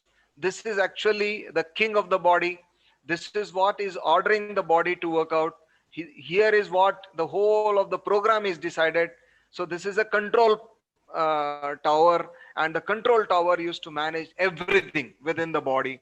And therefore understanding the complexity of the brain, understanding the complexity of the cortical system, understanding the complexity of RES system, understanding the very miraculous working of autonomic nervous system, and also understanding the unit-wise sensation of sense organs. When you go to eyes, it's the visual receptors. When you go to ears, it's the auditory receptors. When you go to nose, you'll have olfactory receptors. When you go to tongue, we have a tasting receptors. When you are turning your hand around your skin, you have a tactile sensors. Now, how this sensation is being done? Because here I would like to mention one specific thing. In all these sense organs, what is happening is these sense organs are acting as transducers, and these transducers, it's like an electronic component. It converts one form of energy into another form, whatever the form, whether it is a sound converted into electricity, or whether it is a light getting converted into electricity, chemical chemical vapor sensation getting it to an equivalent amount of. So this transduction itself is very important biophysical process. It is to be understood, because it is to understand what exactly is happening inside those sensors. What is the design of those sensors? What makes them to do this job of transduction? And afterwards, when the electrical signal is being formed and when it goes to a respective cortex regions of the brain, how it is perceived, that is something which is still unknown. Some of the things are getting known because we cannot see that thing actually happening in vitro. And therefore we need to believe in what indirect evidences we are getting. No doubt people, neuroscientists are getting into it, getting more close to it, elucidating the characteristics of visual cortex, elucidating the characteristics of auditory cortex, or even olfactory zone, or even tactile zone. But again, every millimeter or every nanometer or every femtometer, whatever that area has got, had got to do something, and that the work is already allotted, and it is only being executed according to the need, whatever they are expected to do. They don't do one thing extra. Perception is something which is a very one-to-one process. So this signal, this particular perception, so who has programmed it? What is that programming level? How the intensity is understood? How do you respond according to the intensity we are getting? And this particular reception at that perception level is very closely related with memory. In case if you have not been shown a particular thing in your whole life, you'll not be able to understood what exactly that thing is. Perception is there, but you'll not be able to interpret what exactly. So this is where biophysics is playing a role now. Therefore, biophysics becomes an intimate part of understanding neuroscience, and this nervous system and sense organs which have been added is only for that aspect, because this, unless you understand this complexity, whatever is known to the human being, it is understood, you'll not be able to go deep into it. Because tomorrow you might go for MTech in neurosciences, or if you go for biomedical engineering, or if you're going for medical imaging systems, understanding these things are very important. Understanding this human physiology, or especially physical aspects of human physiology, is very important. And the fourth unit we are emphasizing is endocrine and reproductive system. Endocrine and reproductive system, these are actually two different aspects, but they have been bunched up in one, only because we had hardly any space to go for fifth unit, so we bunched them there. But endocrine actually had to work with, endocrine is a messenger systems. It's like it used to send the messengers in the form of hormones. The hormones used to go and they are responsible for switching on and switching off the particular system, a particular process within the body. How, and a particular amount of hormone is secreted in whatever the amount it is needed, and therefore there are glands, endocrine glands, for that purpose. So again, endocrine physiology, endocrine aspects are to be completely resolved at the level of the hormone receptor interactions. How exactly a hormone goes and fits, how it sends one message at one time, how it sends another message at another time, how the same particular hormone sends one message to one organ, sends another message to another organ, how this diversity of messages is segregated by the same hormone in different places. And this is where it is to be understood. And we do not know what more miracles are present when we get into these kind of studies. And therefore, understanding the endocrine glands and the mechanism of different kinds of hormones which are being secreted, they are to be understood here. And reproductive organs have been coupled here because reproductive system is one of the complex system within the body. It is creation of new humankind, and creation of new humankind, it's a very complex process, because we are reproducing ourselves with sexual methods, and therefore there is a combination of sperms and oova fertilizations and their incubation, and then converting into the fetus, and then maintaining that fetus, and then getting the birth. So that is taking some time. So, and therefore what all the different changes which are occurring within the body. And first of all, how these two germ cells, they are expelled. Because when you concentrate on simply sperms, because all sperms cannot fertilize the egg, it is the motility of the sperms, it is the strength of the sperms. Out of several thousand, several lakhs of sperms which are being ejaculated, only one sperms get succeeded in fertilizing the ovum. There is the molecular method, or molecular ways, molecular mechanisms of fertilization have been elucidated.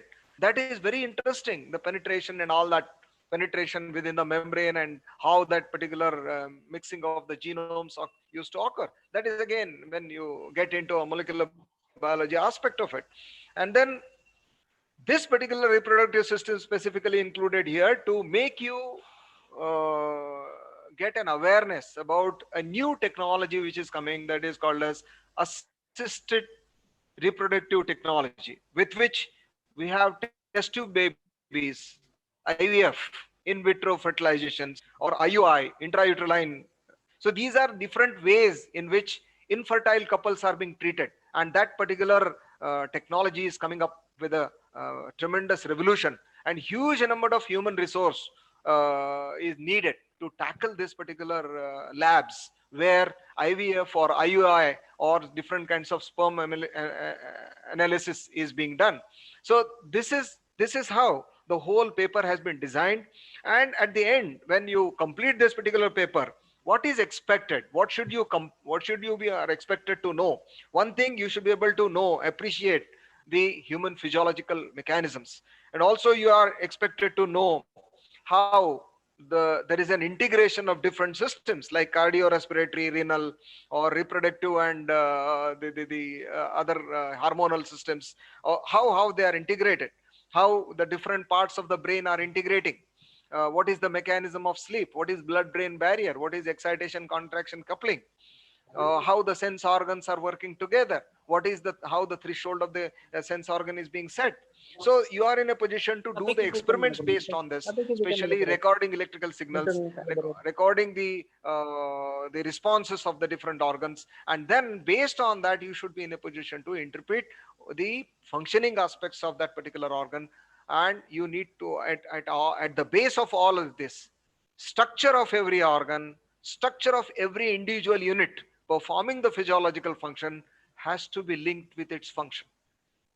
Basic unit which is working, whether it is a nerve cell working in the brain, whether it is a kidney excretory unit which is working in kidney, whether it is a smooth muscle which is working in heart, or whether it is a AV node or different kinds of the individual units working in different organs, how do they work out in terms of their structure with respect to their functions? So this is how we have included this. So overall, the complete syllabus has become very much interesting.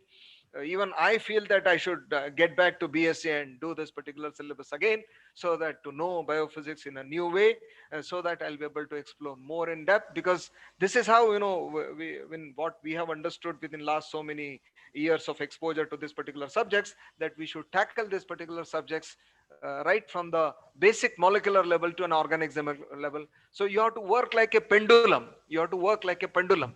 So you have to go from this end to that end, the whole hierarchy. Either you go from the basic level, that is a molecular level, to organismic level, or you are coming back from the organismic level to molecular levels. Both the approaches, reductionist approach and integrative approach, both of them are essential for a biophysicist to know exactly the physical mechanisms based on physical principles, as already Dr. Vidyasagar has mentioned in the morning. Here what you need to understand is as the physics behind it, the physics behind it.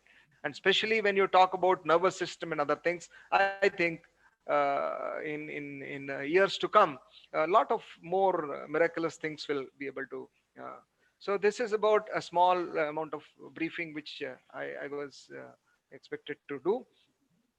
And let me hand over the mic to Kovragde sir. Oh.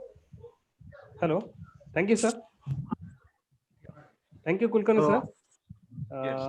Now I would like to call Professor C.N. Khobragade sir to comment on the topic delivered by Kulkarni sir on physiological biophysics. Please, Khobragade sir, you just speak few words on this topic. So this is a marathon actually. Guru has taken the overall survey of the syllabus specifically related to the physiological biophysics, and he has covered the digestive systems, the excretory systems, cardiovascular systems, respiratory systems, circulatory systems, nervous systems, sense organs, and the reproductive system. So, sir, whether this syllabus is included in only one paper? Yeah, all of this is included in one paper. Actually, it is very heavy, but the total things which we have seen, yeah, it is very heavy. Yeah. But I simply very heavy at B.Sc level. No, it is yeah. So let us hope. But I think it is necessary to split it into, I think, two papers, sir. One basic aspect and then applied aspect. This is my opinion, because it is so bulky. Yes, I think we'll be able to do that. And at the UG level, at PG level, it is okay. Student can grasp the basic idea, because there are so many systems. And this is my personal opinion, that why not to split the paper into two, and one in the second semester and another part in the third, that is in the third year. Yeah, that is also can be done. Second year and third year. That will be better, I think. Yeah, some systems can be dealt in the second year and some can be. But actually what we have done, I mean, while doing it, is the number of points which we have dealt in this particular paper, we have restricted it to some very basic level. Only physiological introductory things. We are not gone into the deep. I dealt it with deep thing, but that is not expected there. So they should be going out with the points only an introductory point, so that only students should be made aware about it, that yes, this is what is how the human physiology works out.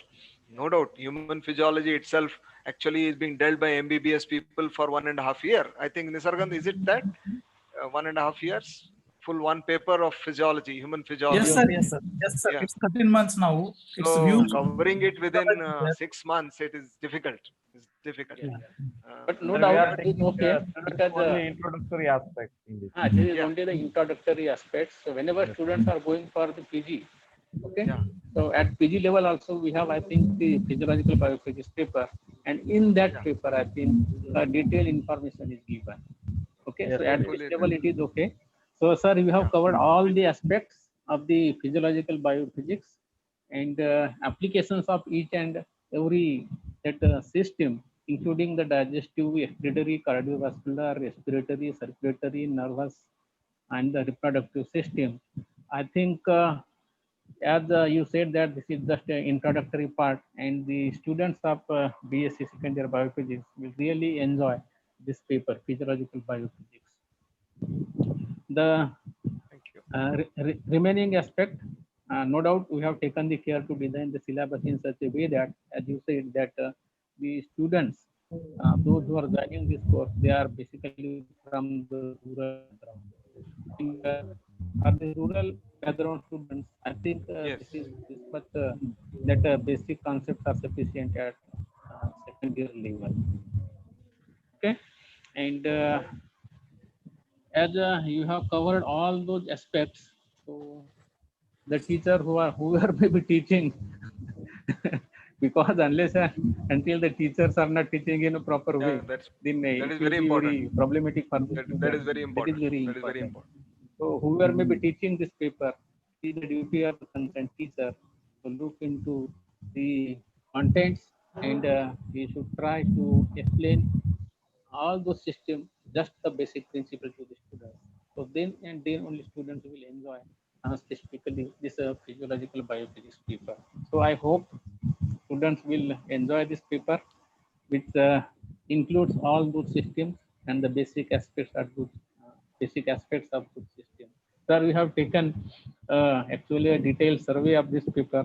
I really impressed actually, and hope students will also impressed whenever they are going through all those systems in their study. So let us, yeah. Thank you very much, sir. Thank you Okay, very thank much you. for explaining all the things. And working as a chairman for a guru, again, it was a little bit difficult task for me. Guru can be a chairman, but student cannot be a chairman for the guru. But this is just a reverse engineering happened here. No. We are sitting here as an academician. So Yeah. nothing like that. Okay, sir. Okay. Thank you very much once again. Thank you, sir. Thank you for your comment on sir's topic, physiological biophysics.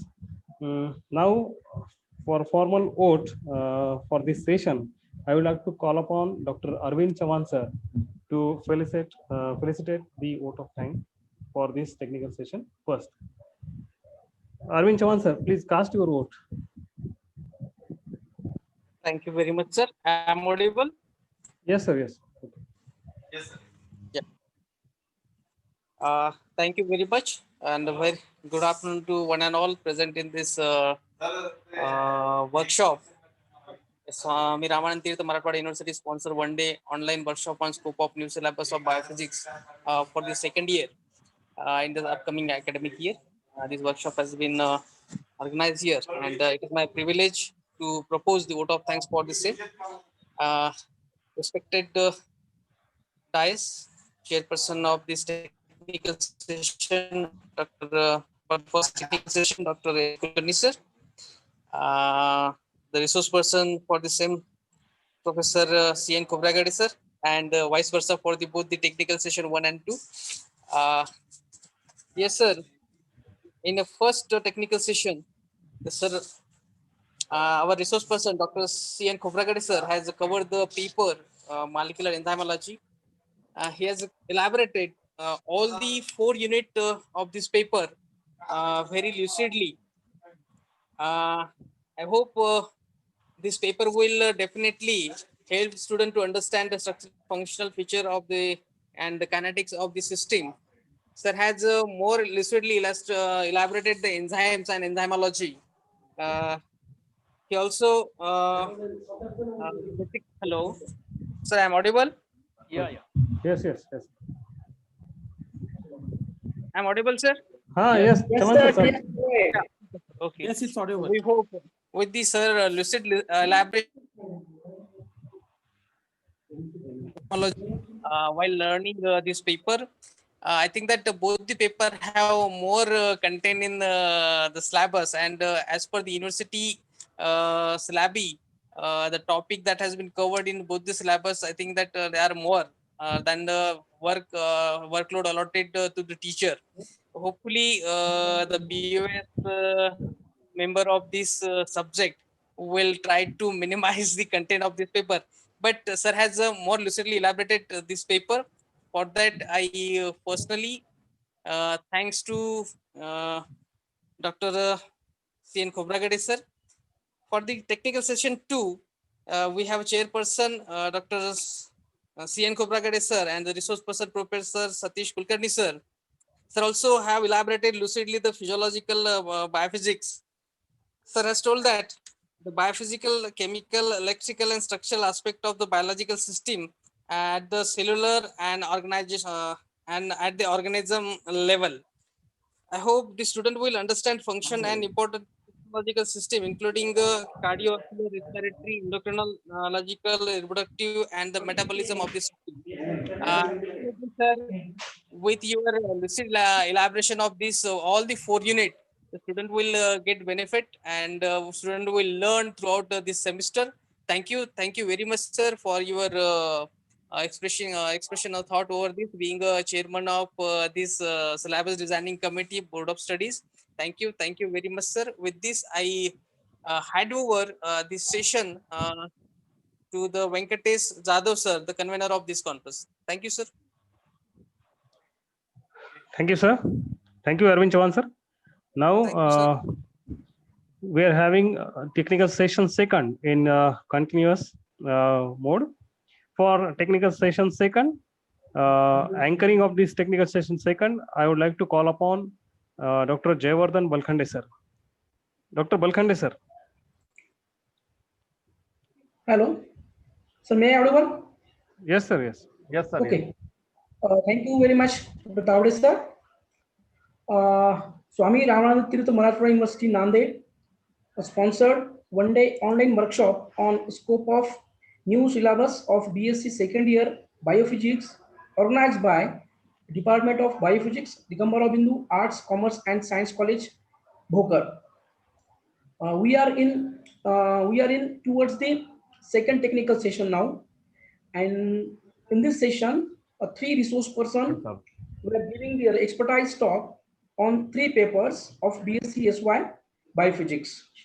So first lecture is based on paper Molecular Biology, and this will discussed by Mrs. V.N. Wadekar Madam, Assistant Professor, Department of Biophysics, Government Institute of Science, Aurangabad, and this lecture will chaired by Dr. Yamyan Nisargandasa, Associate Professor, Ashwini Rural Medical College, Hospital and Research Center, Solapur. Before the expert talk will start, I'm here just giving a short introduction to of Mrs. V.N. Wadekar ma'am. She is an expertise in molecular biophysics, cellular biophysics, molecular genetics, and immunology, etc. She has 2-time honored with INSA, that is Indian National Science Academy Teacher Summer Research Fellowship in 2012 and 2016. With this short, brief introduction, I request Mrs. Wadekar Vaishali ma'am to give her expert talk on molecular biology paper for this B.Sc second year biophysics. Dr. Vaishali Wadekar ma'am, please.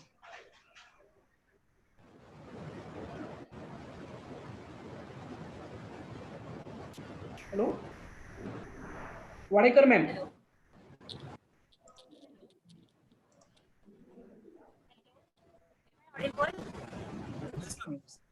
Yes, yes, ma'am. Yes, madam, please continue. Good afternoon, everybody. Myself, Vaishali Wadekar, working as a faculty in the Government Institute of Science, Aurangabad. I am having my experience in biophysics subject for the last 22 years. I am working in that department. First of all, I take the opportunity to express my gratitude towards my Guru, Sir Professor Vidyasagam, Sir S.G. Kulkarni, Sir C.N. Konragade. All these are the luminaries and experts subject. I feel myself very much fortunate to work with these persons, and I thank all of them to believe in me and suppose me to be a competent to participate in the development of the curriculum of this subject. So thank you for all these persons.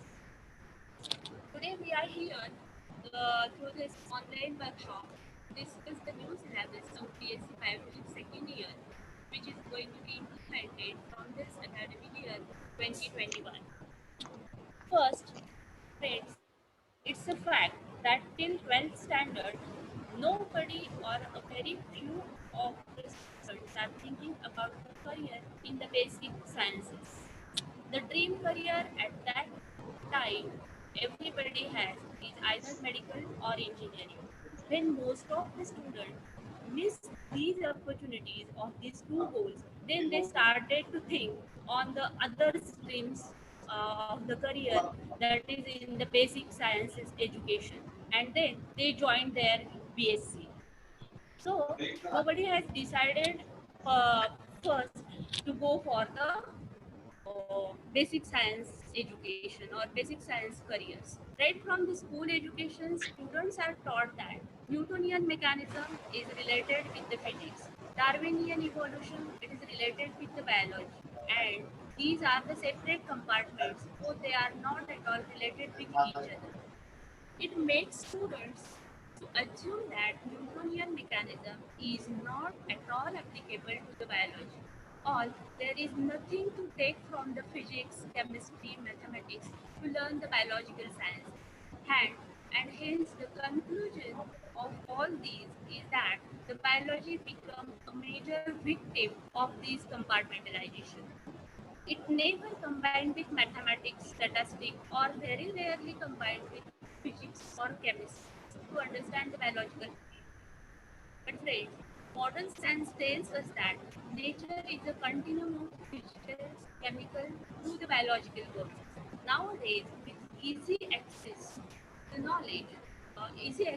knowledge through computers or internet, we are not needed to remember everything, or we are not needed to learn or to learn everything from all the aspects of our studies, because to this we can avoid the learning of too much of this information, but still we need a vertical depth of the science in which we are studying. So this vertical depth is very, very important, while in our discipline, our own discipline, we need.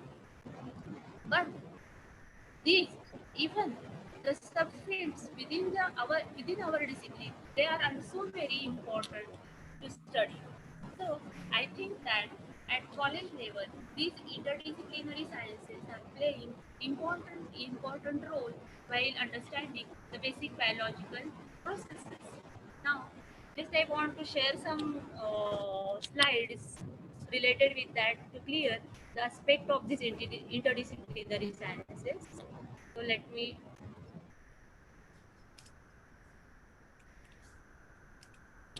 just a minute.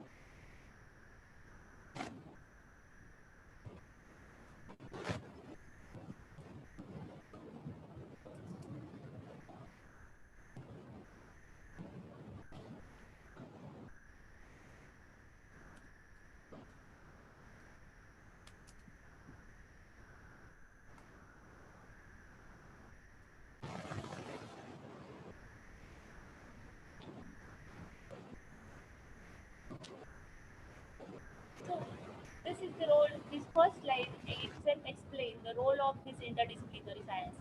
Some area is restricted to biological sciences, some are the physical sciences, and some of the chemical sciences. These overlappings or the merging area of these, you see here in this slide, the biological sciences, it get overlapped with the physical sciences as well as chemical sciences. Without these aspects of these physical sciences and chemical sciences, one cannot study the biological sciences. So this interdisciplinary area plays very important role in the understanding of all the biological processes. Now, interdisciplinary sciences, they are biophysics, biochemistry, biostatistics, biomathematics, biotechnology, and bioinformatics. Out of these six is biophysics and biochemistry. These are the basic interdisciplinary sciences. They are needed to understand all the biological processes. So all the physiological processes and the chemical processes, biochemical processes which are going inside the living being, it may be plant, it may be animal, or it may be a microbial sciences, all they are well studied by using these biophysics and biochemical aspects. Now the second one is the biostatistics and biomathematics. So whatever the data which is generated by this interdisciplinary biophysical and biochemical studies, it needed to be processed or it is needed to be organized. These two, biostatistics and biomathematics, these are the analytical interdisciplinary sciences, and we need it to process the data which is generated during the experimentation and the observation, which is from this first chemical study. Then biotechnology is emerged as an applied science. Of course, it is also considered as an interdisciplinary science, but it is an applied science. It is the technology based on biology. So, by using the knowledge which we gain from above two areas, the biotechnology is totally depend on this. By using that knowledge, the technology is applied on the biological data or knowledge, and then that knowledge which is useful in the industry for the welfare of mankind. It may be in the field of healthcare, it may be in the field of medicine, as well as some environmental issues are also can be dealt with this biotechnology area. Then another one next newly emerged area, and which is having the high opportunity for the students to make their career, is the bioinformatics. Bioinformatics is a computational biology, and this is again totally depend on this about biochemistry and biostatistics biomathematics. The data which is generated through this area, it is used as a repository of the biological data, and that data is again used to study the newly incoming data or compare the newly incoming data with the old one. So this is useful in the genomics, proteomics, and number of emerging branches are there in the bioinformatics. So this slide explains that biophysics and biochemistry, biostatistics, biomathematics, these are the three interdisciplinary areas which is needed for understanding of the biological system. Without them, one cannot study the biological system, and one cannot go for the making data or making processing data or generating data, which may be useful or which is mandatory for these two, biotechnology and bioinformatics. So organizers told me to deal with this particular paper, molecular biology. So this is the structure of this molecular biology paper. The learning objective of behind this paper is to understand the fundamental processes of the biological system, to understand the molecular regulation of the fundamental processes within cell, which regulate the cell growth, cell division, as well as the development of the cell. And final one is the gain thinking skill necessary for the molecular research. This last third one is very, very important because the skill, thinking skill, is the very mandatory to understand the biological system, and this biological system knowledge cannot be without these interdisciplinary areas. We need these interdisciplinary areas to study that. So this is the this slide is for the including 4 units, which is introduced in that paper. First is the introduction to molecular biology. Second is the transcriptional machinery and process. Third unit is translation machinery and processes. And fourth unit is the principal methodology and application of recombinant DNA technology. So this molecular biology paper, now all of we know that the molecular biology, without molecular biology, one cannot study the biological system. Even when all the living beings, take it the example of plant, animal or microbial world, viruses, everything, all it is, we now know, it is clear that all these are governed by the biomolecule, and that is nothing but the DNA. So all the expression, these all physiological expressions of living beings, they are controlled, or they are blueprint of that. It is nothing but the DNA. So the structure, function, nature of this DNA molecule, how it expresses, how gene is expressed into physiology. So how the genetic information is expressed in phenotypic information, that processes, to understand these processes is very much important while understanding any biological system. Now, see this is the slide which is related with the first unit, Introduction to Molecular Biology. In that, students are going to learn about the central dogma of molecular biology, then the structure of DNA, molecular nature of gene, how it is organized, the function, then the protein, how the protein and DNA interaction takes place in prokaryote and eukaryote, DNA topology. Topology is nothing but how the three-dimensionally it is organized within the cell. Then how that long thread is combined, and how it is accommodated within a very small space of the cell within the nucleus in eukaryotes, and without nucleus in prokaryotes. All these is related with all this is included in this first unit. Now, this structure, you know that DNA structure is elaborated by Watson and Crick, just said by the Vidyasagar sir. That is the role. Even this is, before the discovery of DNA, it was only considered as all everything what is happening is it is with the any vital force is behind that. But when the structure of DNA gets elucidated by the Watson and Crick, then and then only this was the boom in the molecular biology, and it was the very important milestone crossed at that time, and it revealed all the all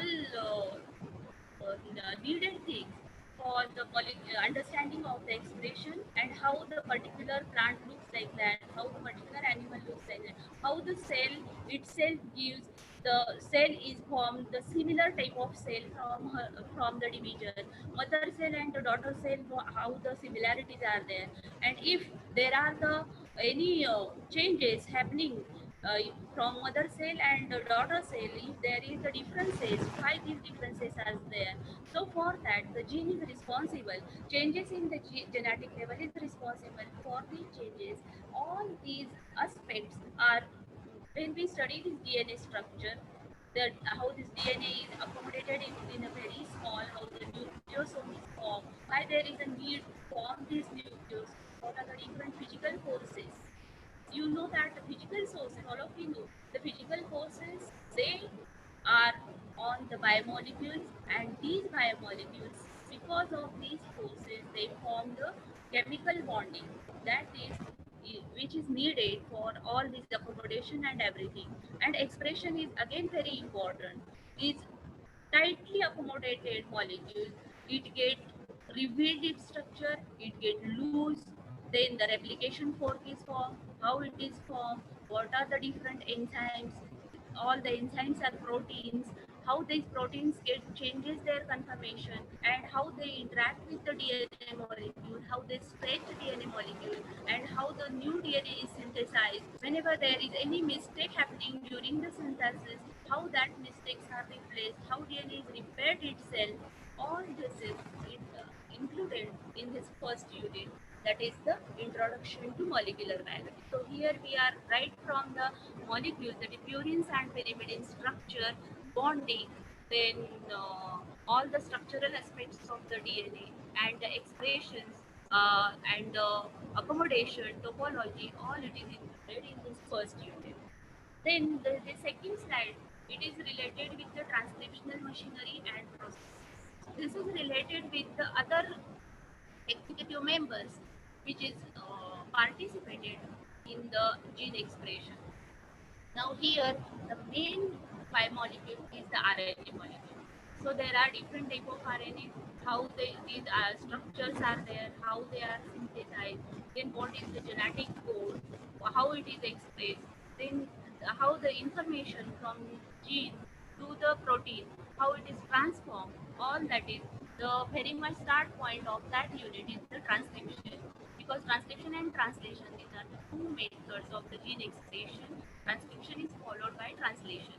So that this unit is only related with the transcription machinery and all the members, enzymes, then factors, they are included in this second unit. Here the different type of RNAs, tRNA, rRNA, mRNA, genetic code, the silent features of the genetic code, how the genetic code codes for the 20 amino acid, how the 64 codons are formed.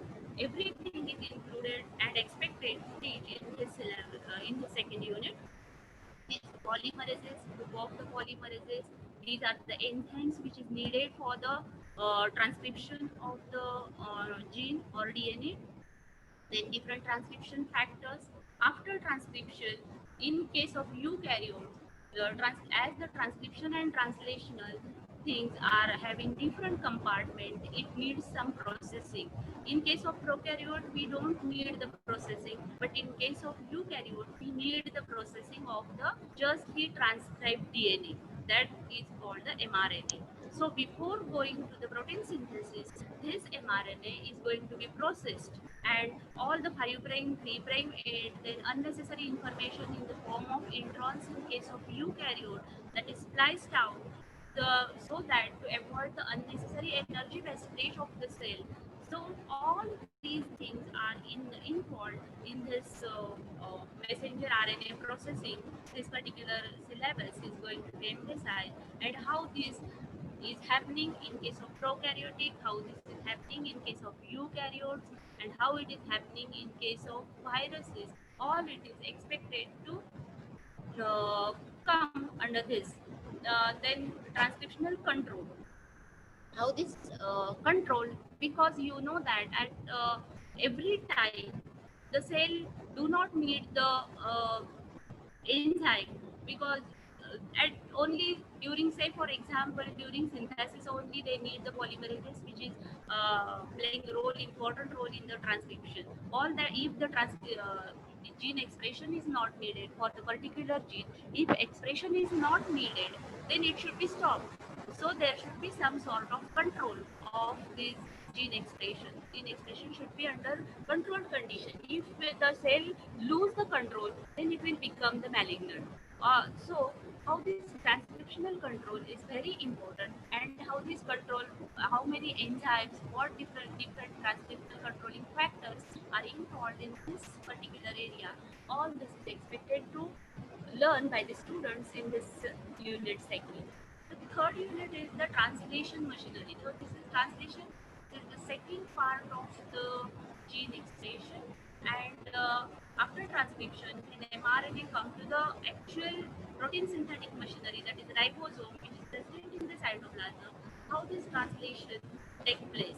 So how the particular mRNA is recognized by the ribosome, what are the different signals, what are the modified end of the mRNA, how it is recognized by the ribosome, how the particular ribosome, at which, how ribosome come to know at the initial point, or the, because mRNA is just a thread of the nucleotides.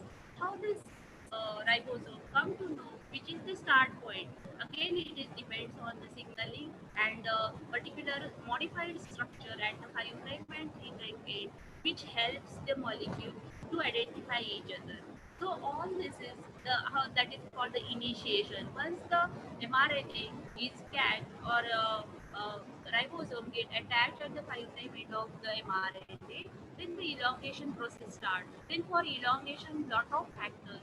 Of course, all these are the proteins, because you know that proteins are the executives of these all processes.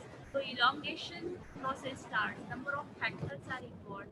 There are different factors in prokaryotes as well as in eukaryotes.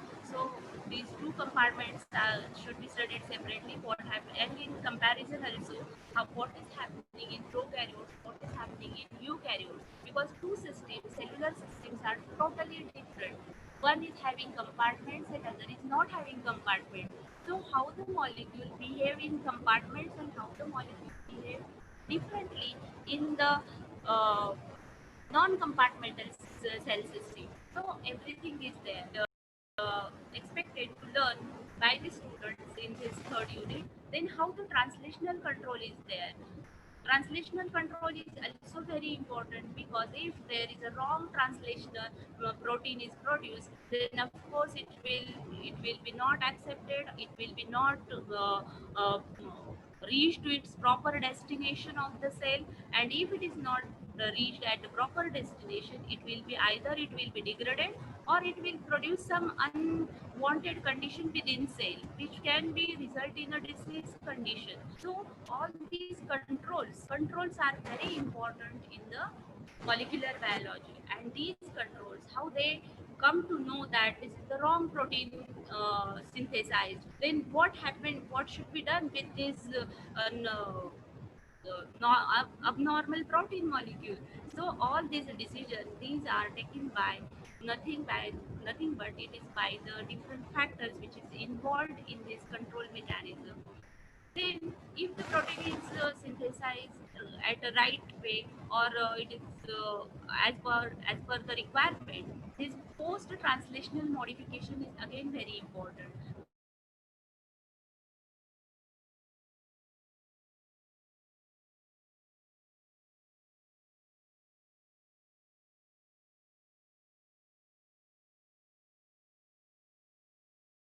Acid, and that chain of amino acid properly must it should be reached to the its destination. So everything is related with this post transcriptional modification, and this is included in this unit third. And the control of gene expression is these lac operon and the tricoperon. These are the two models how the expression is controlled in prokaryotic state. So these operons, these are the systems which can, these operons, these are the systems where the actual regulation of the gene expression take place. These are the very interesting system. These are the interconnected gene, or these are the group of the genes which is controlled by the in the group by that is called the operons. So these operons, they are the particular things which is controlled together. So this third unit is expected, the students are expected to learn all these things in this third unit. Then the fourth unit is actual the application unit. So the principal methodology and application of rDNA technology. In that, what is PCR? That is polymerase chain reaction. What is RT-PCR?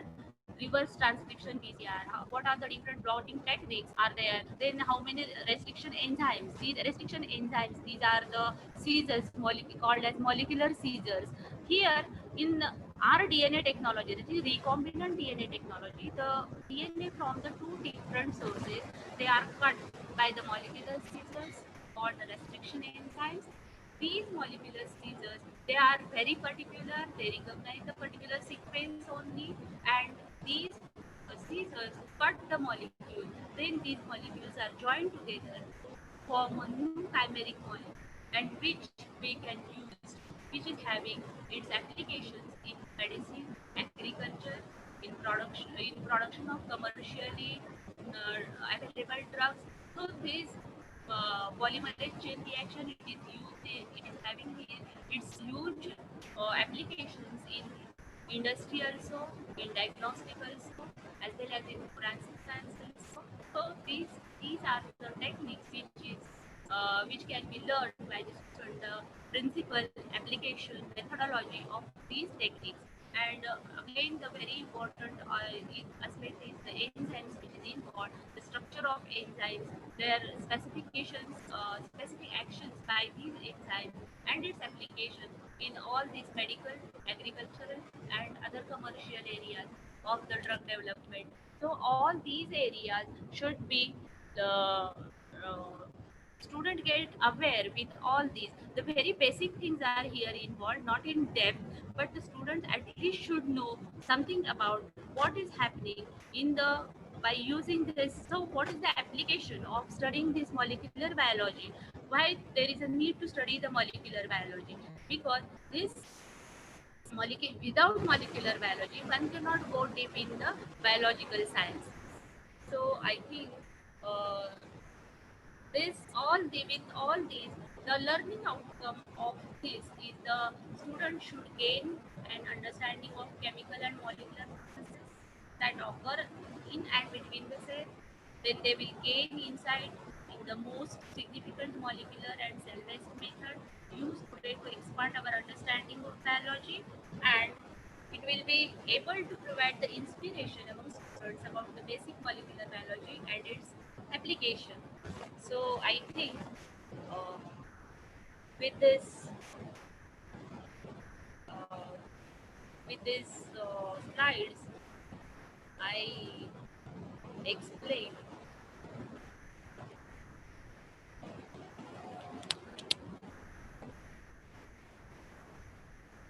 So with this all this slides, I explained what is the actual purpose behind introducing this molecular biology paper at this graduation level. And when we think about all the experts from the field, Kulkarni sir, Ragade sir, Vidyasagar sir, when all these experts also elaborated that, and the basic purpose behind introducing these interdisciplinary sciences at the graduation level, it is very much needed, because when ours is a PG department, and when students come to our department, we face the problem that they even don't know the reduction, oxidation, because all these aspects of the interdisciplinary sciences, that is physical aspects or chemical aspects, they even don't know. And they started to learn these basic concepts of reduction, oxidation, then pH, and everything after joining the MSc, and then they feel then they face the very much difficulty to understand at the PG level, and they could not achieve the goal whatever they want. They want to just qualify GATE, NET, and other competitive examinations which are at the high level. But even though they don't know any basic thing related with the biology, they so the introduction of these interdisciplinary science at the college level, one may have to read the science with or one can learn the science with the more depth, and I think we may have to invoke these interdisciplinary sciences at the graduation level. And I congratulate Venkatesh, and again I am very happy that Digambar Rao Bindu College introduced first time biophysics in the at the graduation level, and this is the very much mandatory effect. It should be at the graduation, student should be learn to know that is the chemical and physical science. Without these two, we cannot study biology. So uh, it's that's all what I want to convey, and thank you for giving me the opportunity to express me in this session. I express my thanks to universities, Swami Ramananda Tirth, Marathwada University. I express my thanks to Digambar Rao Bindu College Principal, Venkatesh and his team for giving me the opportunity to talk on this topic in the webinar. So thank you. Thank you, madam. Thank you so Thank much. you, ma'am. Hello. Hello. Yes, sir. Thank you. Thank you very much, ma'am, for your expertise talk on molecular biology. Now I request today's chairperson of this session, Dr. Milind Nisargandh sir, to sum up this lecture in very short. Dr. Milind Nisargandh sir. Hello.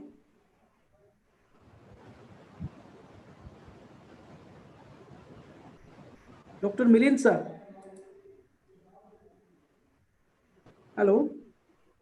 Hello, sir. I am contact. 1 minute.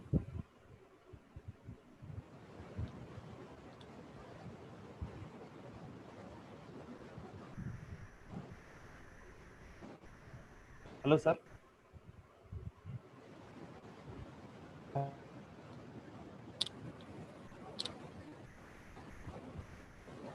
Hello, everybody. Sir is joining us very shortly.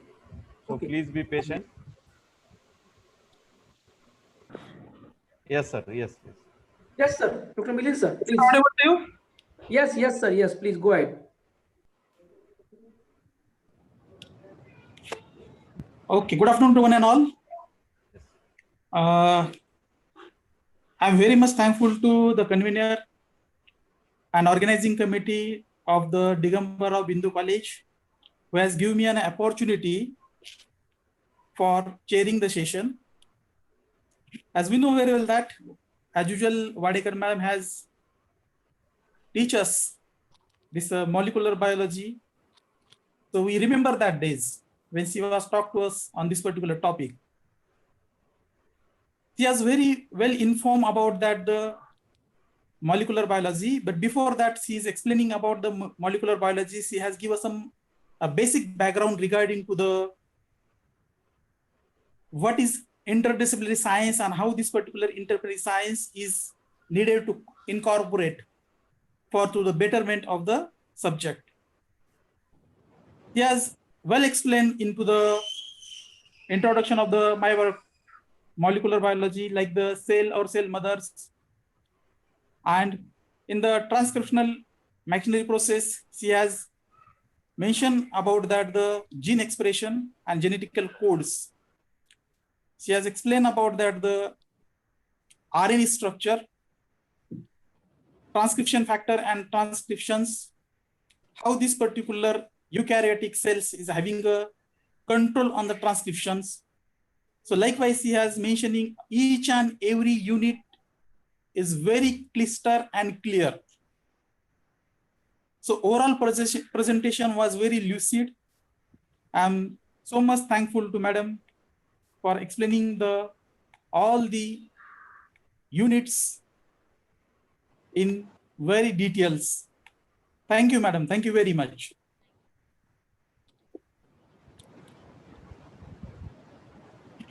Hello, welcome, sir. Yes, thank you, sir.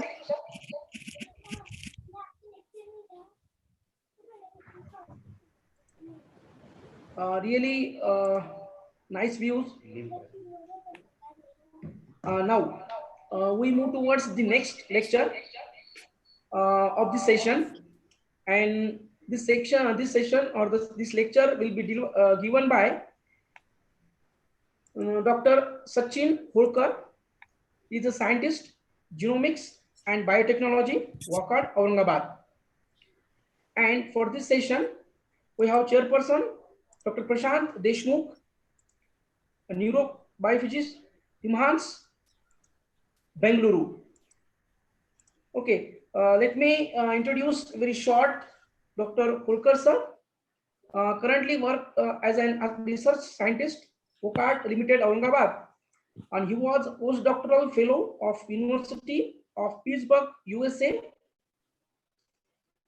He has completed his PhD from Indian Institute of Science and Research, that is IISER Pune.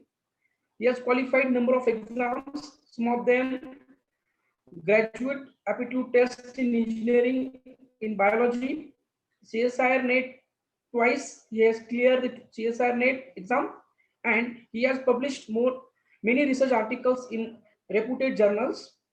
His expertise again in molecular biology and biochemistry technique, microscopy, membrane biology, and bioinformatics.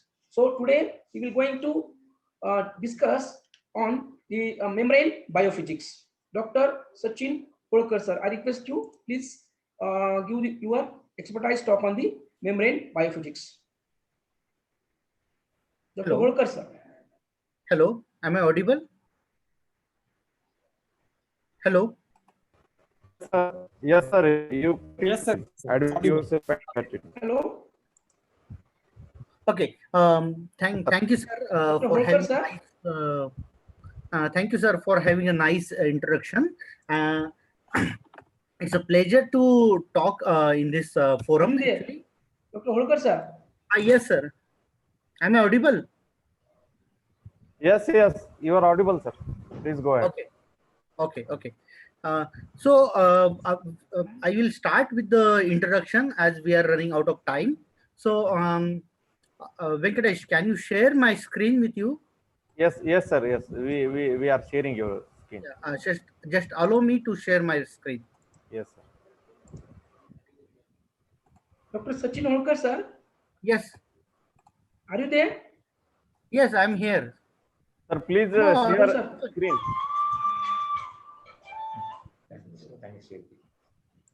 Yes. Okay.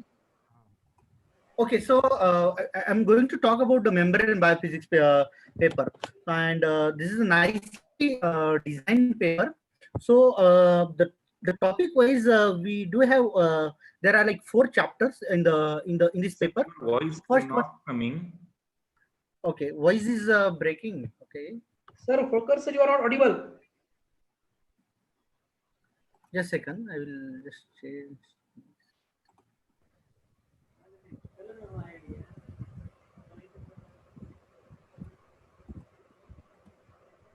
Hello. Yes, sir. Yes, sir. Yes. Please continue. Okay. So yeah. So we do have 4 topics in this paper. So first one is the membrane structure and its model. The second one is the physical properties of membrane and physical properties of membrane. Third one is the membrane transport and membrane potential. So I will go step by step in each topic basically. So first paper. So before starting, we should know or we should get familiar with what is a membrane and where does it present. Okay. So if you see, so this is the structure of the cell. We know this is a classical diagram of the cell where we can see different cell components. Okay. Now, as I have highlighted, there are like different regions where we found a membrane. So these are basically the plasma membrane, lysosome, mitochondria, endoplasmic reticulum, Golgi bodies, and nuclear envelope. So in all these organelles, we find the membrane. Okay. Now, what is the role of biological membrane? That is also important role. That is also important point. So the first role of the biological membrane is basically a border. So it separates the 2 aqueous environments. Okay. So basically, plasma membrane separates the living world from the non-living world, and also there are like other membrane-bound organelles which separates the cellular inside cellular parts or cellular region, different cellular regions. Okay. So the second role of the biological membrane is it is a border guardian or it is a gatekeeper. It controls what gets in and what gets out. Okay. So from one aqueous environment to the other aqueous environment, what should go inside or what should go outside, it is regulated by the biological membrane. Okay. Then also its another role is it provides a surface for chemistry. Okay. So there are a lot of chemical reactions which are occurring on the membrane. So in the diagram, we can see the different chemical reaction which can be occur on the membrane. So it provides a platform for different enzymatic reactions. Okay. So these, and also the another one important function is the sensing environment. So it can membrane or the membrane receptors can sense the environment and then they transfer this signal to the interior of the cell. Okay. So this is a basically role of biological membrane and we know where they found. Now the structural aspect of the membrane. So in this structural aspect, the lipid is one of the important biomolecules which is present in the membrane. So what is the specialty of lipid? And now here the biophysics comes and plays an important role compared to the other fields. So if you see lipid is a very interesting molecule. It is an amphipathic molecule. Amphipathic means it has a hydrophilic head and hydrophobic tail. And because of this amphipathic nature, it can form a lipid bilayer. Okay? So this is a lipid bilayer which is formed because of the amphipathic lipid molecules. Okay, so this is a simple lipid bilayer which can be formed by using only lipids. So if we take the lipids and if we mix in the water, okay, or if we add these lipid molecules in the water, then we can find that these lipid molecules can form the lipid bilayer. Okay, so this is a simple lipid bilayer membrane. Now, in reality, in biological systems, we don't find only lipid bilayer. We do find different structure, and this model is proposed by Single and Nicholson in 1972, and this is called fluid mosaic model. According to this model, we do have a lipid bilayer, and in the lipid bilayer, there are different membrane proteins which are embedded in the membrane. Okay. Now, if you see carefully, the name of the model suggests the fluid mosaic. Okay, so fluid. What is a fluid means? Fluid means it behaves like a fluid. So this membrane act as a fluid, so that whatever membrane proteins or whatever lipids which are present in the membrane, they can move easily. Okay, they are moving in the water. Okay, so that's where the fluid comes. Okay, now as I mentioned, in this model there are different membrane proteins. Now there are different membrane proteins which are present in the membrane, and their main categories are two. One is an integral membrane protein and another one is a peripheral membrane proteins. Okay, so you will find all these details in the syllabus. So integral membrane proteins are mostly the integral membrane proteins are transferred from the one end of the membrane to the other end of the membrane. Okay, so that is called as a transmembrane proteins, and they are the integral membrane proteins. Okay, also the peripheral membrane proteins, they are just attached to the membrane. They are usually attached by the ionic interactions. Okay, so these are the membrane proteins or membrane associated proteins in the plasma membrane. Okay, now this is the short slide where we can see the different membrane proteins. Okay, so these are like transmembrane proteins, then the linker, then receptor, and then enzymes. And according to their function, they play important roles in the cell physiology. Okay, so here we can see they are working as a transporter. I will come to the transporter. They can be a linker, they can be a receptor. Okay, so we know the coronavirus. Okay, so coronavirus do have its own receptor on the plasma membrane, okay, which binds to the coronavirus and it get internalized in the cell. Okay, then also these membrane proteins, they can also act as an enzyme. Okay, so these are different roles of the membrane proteins which are present in the membrane. Okay, and here the membrane biophysics comes or plays an important role, because when we know what is a hydrophobicity or what is a hydrophilicity and what are the Gibbs free energy or free energies which are playing a role in the reactions, from that we can predict the function or we can manipulate the role of different receptors or role of different membrane proteins. Okay, so this is a role. Now in the subsequent chapter, you are finding out the transport and transfer across the cell membrane. When we say the transport and transfer across the cell membrane, so we are talking about the selectively transfer of molecules through the membrane. So as I mentioned, that membrane is a boundary or it is a border. It defines the or it restricts the molecules from entering or exiting from the cell. But there are different molecules which can transfer through the membrane, and for transport there are two transport mechanisms. One is a passive transport, another one is a active transport. Okay. In the passive transport, there are like again two categories. One is a simple diffusion, another one is a facilitated diffusion.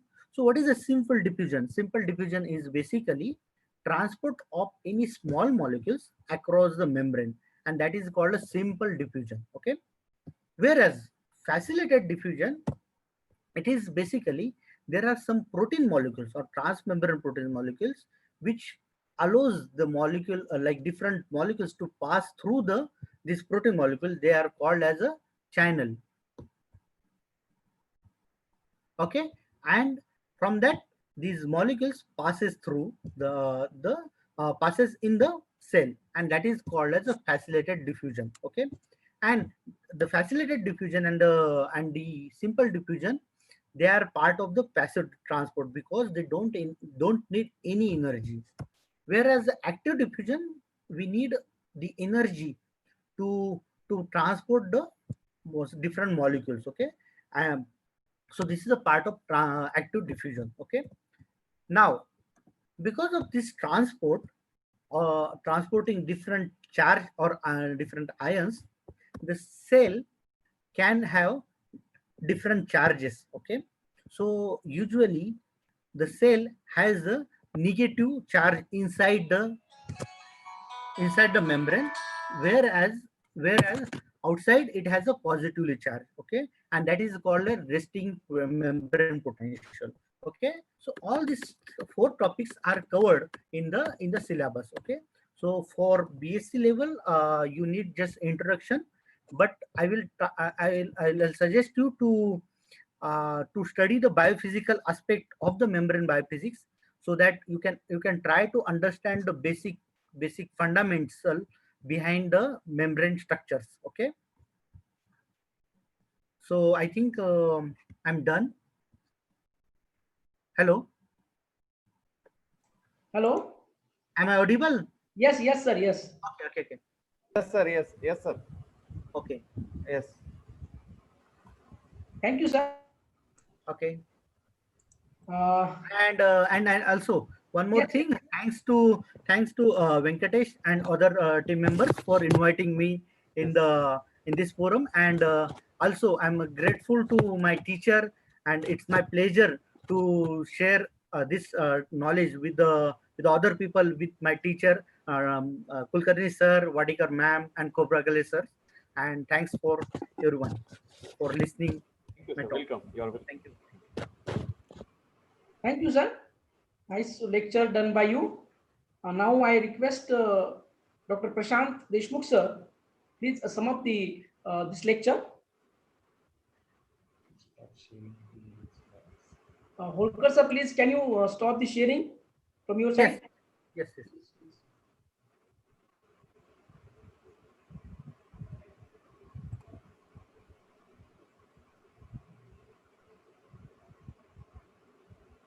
Thank you. Please, Sir, Dr. please Prashant unmute Deshmukh, yourself. Sir, Prashant sir, please unmute yourself. Yes. Prashant Deshmukh sir. Okay. Yes, sir. Now audible to you? Yes. Yeah, Sachin, it was a Yes, go ahead. great lecture. Basic information for undergrad student. It is helpful for them. You basically explain basic membrane transport and their role in membrane potential. This all comes in biophysical membrane biophysics unit. So it will be great help to new students come up with great interest for biophysics, especially membrane biophysics, as well as you included the structural part. That also comes very great importance in when it comes to drug discovery, as you told, given example of recently coronavirus things, how it's interlies and all. So I hope it will be helpful for new student to learn membrane biophysics part, as well as think of how structurally it is going further for drug discovery field. So many thanks to Sachin and I'm congratulating to Venkatesh and his team. Thanks a lot. Thank you. Thank you, sir. Prashant Very, खूप nice. वाचायला लागला का प्रशांत खूप हो. वाचायला लागला सगळे case उडून गेले सर स्ट्रेस खूप अभ्यास करतोय आणि खूप अभ्यास करून फुल डेडिकेटेड रिसर्च करतोय काय सर भरपूर इंटरेस्ट आहे. Good Sir, he is on the spot. He join us on Yes, our yes, request. very good, very So good. special Very thanks good. to him. I could not recognize him looking at him. I could not recognize him because therefore when I saw his name. That is a researcher. Okay. Okay, thank you, sir. Thank you, Now sir. Thank you. we move towards the last lecture in this session. May I request Dr. M.N. Nisarganda, sir. He is Associate Professor, Ashwini Rural Medical College Hospital and Research Center, Kolhapur. He has huge research experience. He has huge teaching experience. I just, in short, I will give his short biodata here. His area of research is neurophysiology, NCV, EMG, BERA, infertility, yoga and pranayama. So far, he has published 6 books in recognition of outstanding work and contribution in the field of research in basic medical sciences, medical physiology. He has recently awarded with MedWorld Asia International Excellency Award, that is MEIR Award 2020 on 2nd Feb 2020 at Novotel, Pune. He has participated, presented his research in many conferences, seminars, workshops in every corner of country. He has excellent research record with more than 25 research articles were published in various reputed international and national journals. With this, I welcome Dr. Milind Nisarganda, sir. He will going to explain the skill enhancement course, especially the toxicology and pharmacology. Dr. Milind Nisarganda, sir, please. Thank you very much, sir, for giving a brief introduction.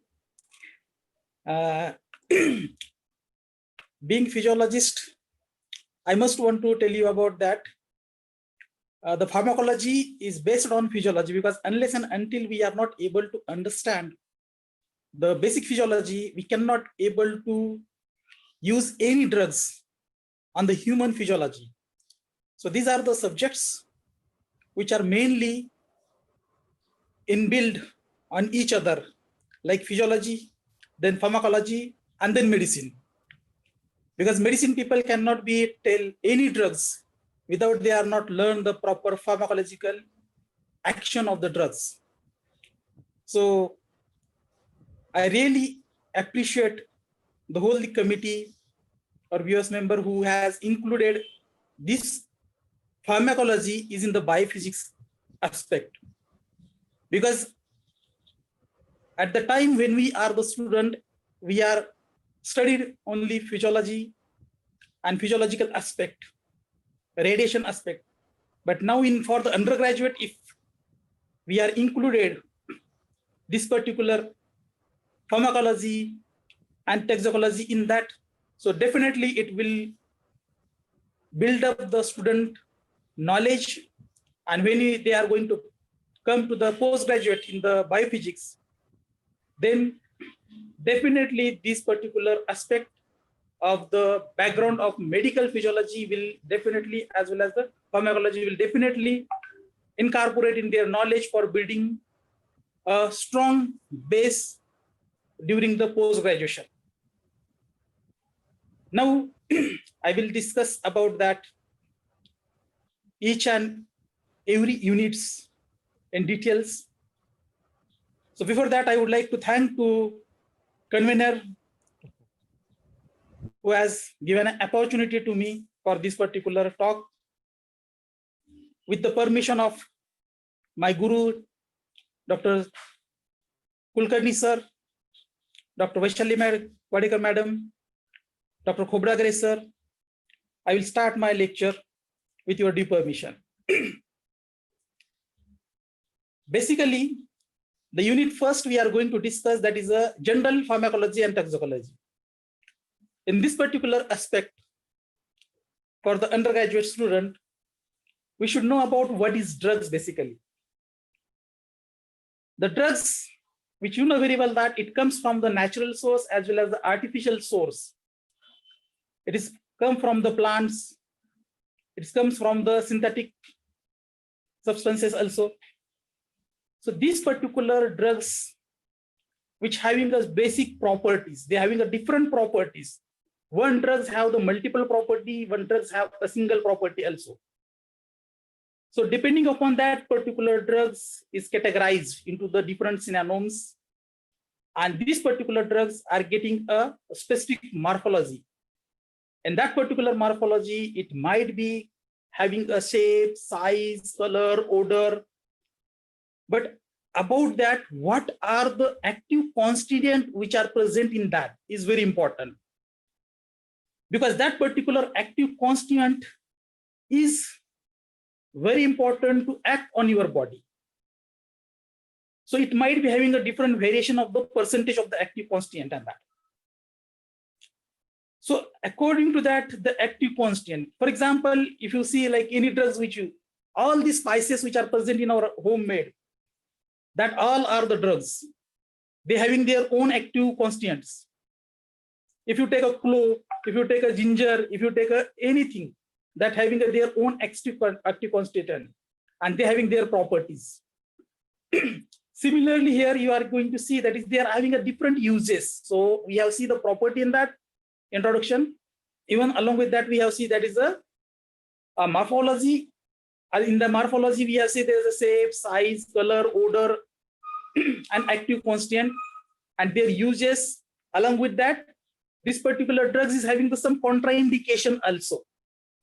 Because if the excess dose, if the excess use leads to the contraindication, and this particular contraindication is not only for the person who is having the disease, but it may be having the normal healthy life also, because if the women are pregnant or maybe the small kids has taken that particular drug, it may definitely act as a contraindicator to them also.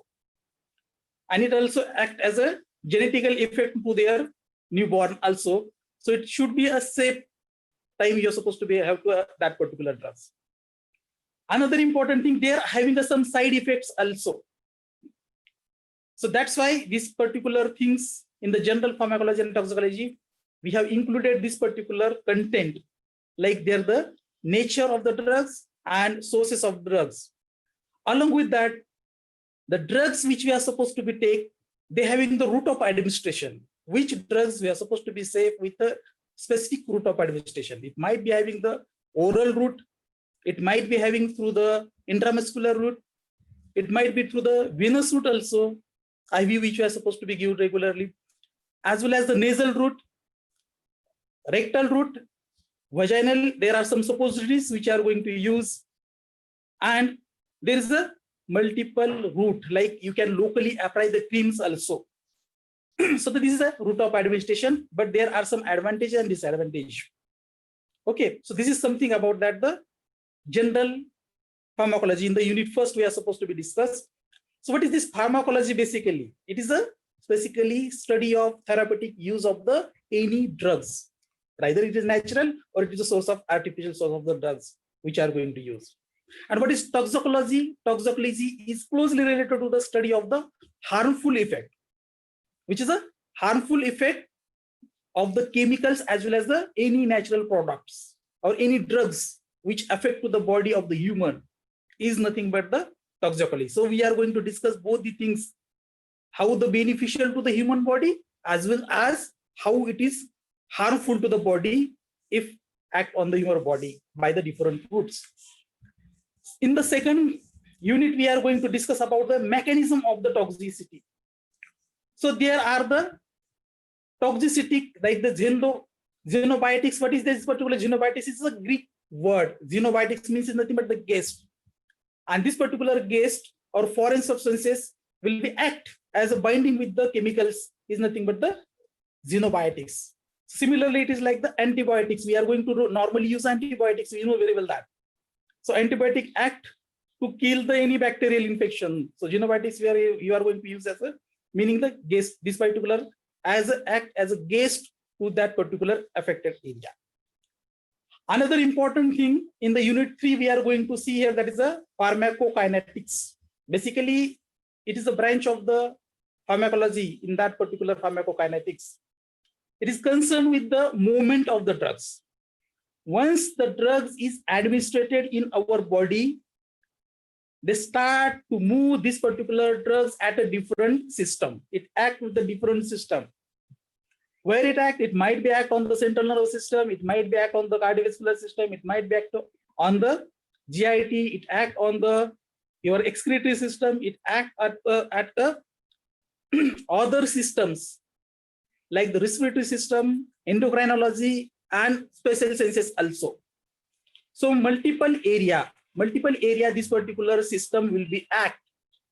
While acting on these particular drugs, there should be a movement of the drugs, but it act at a particular place. It act as a particular place maximally. For example, normally you know very well that we are going to take a hypertensive drugs. Hypertensive drugs which is supposed to be take, it act on the either the cardiac system or it act on the baroreceptors to control that particular tension, to control the hypertension. Understand? So there are a specific role at a specific area, either the beta blocker or maybe it is not a beta blocker also. So depending upon that, it will be act at a target area. But some constant of that particular drugs may be act with the different places also, different system also. Okay. Now in the fourth unit, we are going to discuss about that the pharmacodynamics. Basically, this pharmacodynamics is nothing concerned with the effect of drugs and the mechanism of their action, how these particular drugs is act at a different particular area. For example, normally if you take a drugs which is either the brufen or crocin, whenever you have a headache. So what happens if there is a headache? It releases the pain. So it is an effect is occurred to release the pain also. So some drugs which are going to take sublingual, you can put it below the tongue, it act, swallow, then it will be secreted towards the body, it circulate through the blood and it will be acting at a specific target organ. So it will be acting the different system depending upon that the movement of the drugs will be at a target area where it should be. If you are having a muscular pain, so that particular drug should be acting on that particular muscular areas. So this is something about that in the pharmacodynamics in concern with about that the effect of drugs as well as there is a mechanism of action of drugs. So there are many mechanisms behind that each and every drugs. Then in the unit 5th, we are going to discuss about the classification of the drugs. These drugs which we are supposed to be take, where it act, it might be act at the central nervous system, where it consists the brain and spinal cord. It might be act on the autonomic nervous system. And there are some neurotoxic agents which act that particular drugs. There are the condition which we can say there are the specific abnormal condition related to brain. Parkinsonism is a common disease which you know very well that where the tremor will be occurs. So at that particular anti-dopamine drugs will be given to that particular person, where sometimes the serotonin level will be increases. At that time we are going to act some certain drugs to that. So where it is act, we are going to study on that particular. Either it is on the central nervous system, it might be on the cardiovascular system, it might be on the some excretory system also, on the kidney. So the same drugs acting at the different places also, if you give a hypertensive drugs, it act on the cardiovascular system to reduce the blood pressure, as well as it act on a excretory system also for to reducing the blood pressure. So there are the different mechanism. One drugs act at the different two areas to reducing the blood pressure. So it act on the specifically on the kidney also. And the other units, which is a sixth unit, where we are going to discuss here, that is the classification of drugs. How these particular drugs get classified. The drugs are classified, which are included in our syllabus, that is anti-inflammatory, analgesic drugs, and their related toxicities.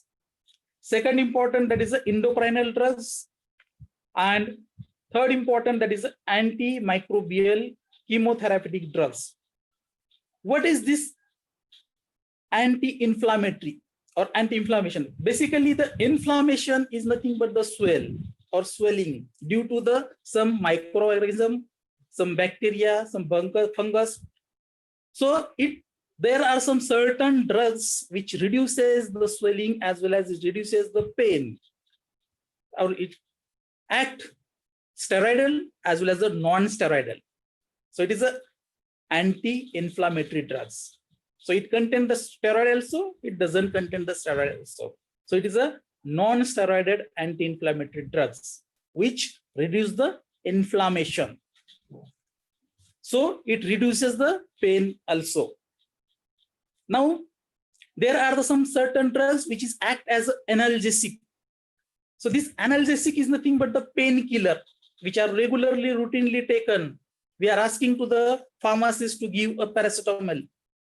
We are asking to them that please give the brufen. So this is what the painkiller. If we are having the pain, we are using that particular specific drugs to avoid the analgesic effect, to relieve the pain at a certain moment, at a certain specific time. These particular drugs act at a different level, on the muscular level, at the central nervous system level, or maybe it is other system which sir has already talked to you about that, like the respiratory system, or maybe in the GIT, or other system like the cardiovascular system. Some drugs act at the endocrinal system. As you know very well that sir has already told about the endocrinal system. In the endocrinal system, there is a proper pituitary gland which are situated on the forehead. This particular gland, which is known as a pituitary gland, as well as the master gland, which secrete the number of hormones. And these number of hormones are releasing the different at a different particular areas. The pituitary gland having the two types, it is on the specifically classified in the anterior pituitary gland or posterior pituitary gland. Anterior pituitary gland secretes 6 hormones. There is a mnemonics to understand about that flat GP. The flat GP consider all the hormones which are secreted to them. F stand for follicle stimulating hormone, L stand for luteinizing hormone, A stand for the adrenocorticosteroid hormones, T stand for thyroid stimulating hormone. Likewise, you can remember the growth hormones, that is G stand for growth hormone, P stand for prolactin hormone. So this is secreted from the anterior pituitary gland. Along with that, there is a posterior pituitary gland where it secretes the oxytocin. These hormones which are secreted from the specifically pituitary gland, so these act as a endocrinal drugs. So it act on the hypothalamic area as well as the pituitary hormones. It is a steroidal hormones. Then some hormones which are act on the thyroid hormones also, because there is a hyperthyroidism as well as a hypothyroidism. So many times we people have seen there are some patient which having the height is so excessively increased. So some patient is having the dwarfism, right? This is a hormone. And at that time, we are going to use such a hormone. There are some antibiotic drugs also, like the metformins is the drugs which are going to use the anti-diabetic. The people who has having the diabetes due to the excess secretion of the pancreas from the beta cells. So these are all affected on the endocrinal system. Now, there are the chemotherapy is a type of specific cancer treatment used one or more anti-cancer drugs as a part of standardized chemotherapy. And in that particular topic, we are also highlighted the antimicrobial chemotherapeutic drugs. It is a clinical application of the antimicrobial agents to treat the specific infection which causes the disease. So this is the topic which I supposed to be give for some brief information about all the topics. We are not going too much detail because it is not the lecture. We are just highlighting the topics. Okay, so these all 5 to 6 units which are supposed to be discussed about the related to pharmacology and toxicology, where it is concerned with that how this particular drugs getting prepared. Basically in the pharmacology, there are number of the drugs which are getting prepared with the different tasks, like in the form of the solution we can prepare it, in the form of the paste we can prepare it, in the form of the tablets, capsules, or in the form of the liquid, where it is in the form of the semi-solid as well as a complete liquid. So this is how you are going to make a tablet in the pharmacology. What are the mode of action of that particular drugs, how it will be act on the human body, what are the toxicity of that particular drugs, what are the contraindication of the drugs, and what are the uses of the drugs that we are supposed to be concerned with that particular in a pharmacology and toxicology. So I specifically sincere thanks to the convener, principal of, as well as the organizing committee of the Digambar Rao Bindu College, Bokar, for giving me an opportunity to deliver the talk on this particular topic. I sincerely thank to all the members to give me a chance for say few words on the pharmacology and toxicology. Thank you very much. Thank you, sir. Thank you so much. Thank you, sir. Hello. Yes, continue, Balkandi, sir. Yes. Hello. Yes, sir. Thank you very much, sir. Mr. Gupta, sir.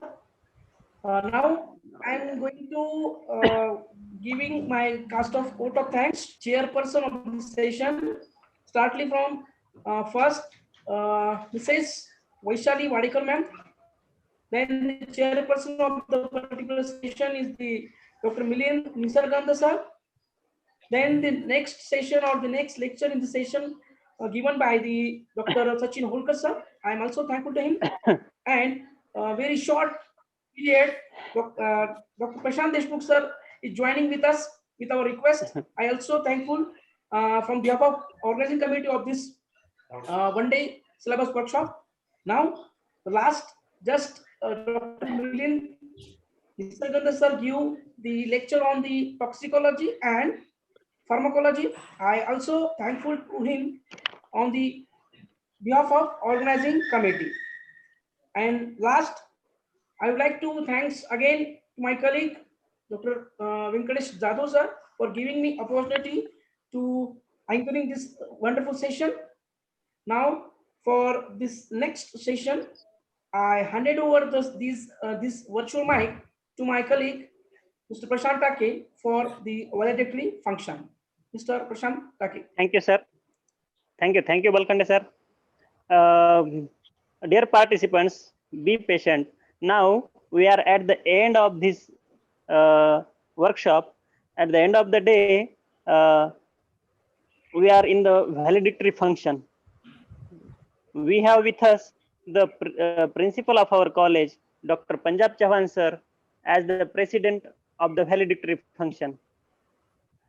The chief guest, Professor S.G. Kulkarni sir, former BOS chairman, SRTM University, and guests of honor, our professor and revolutionary researcher, Dr. C.N. Khobragade sir, and V.N. Wadekar madam.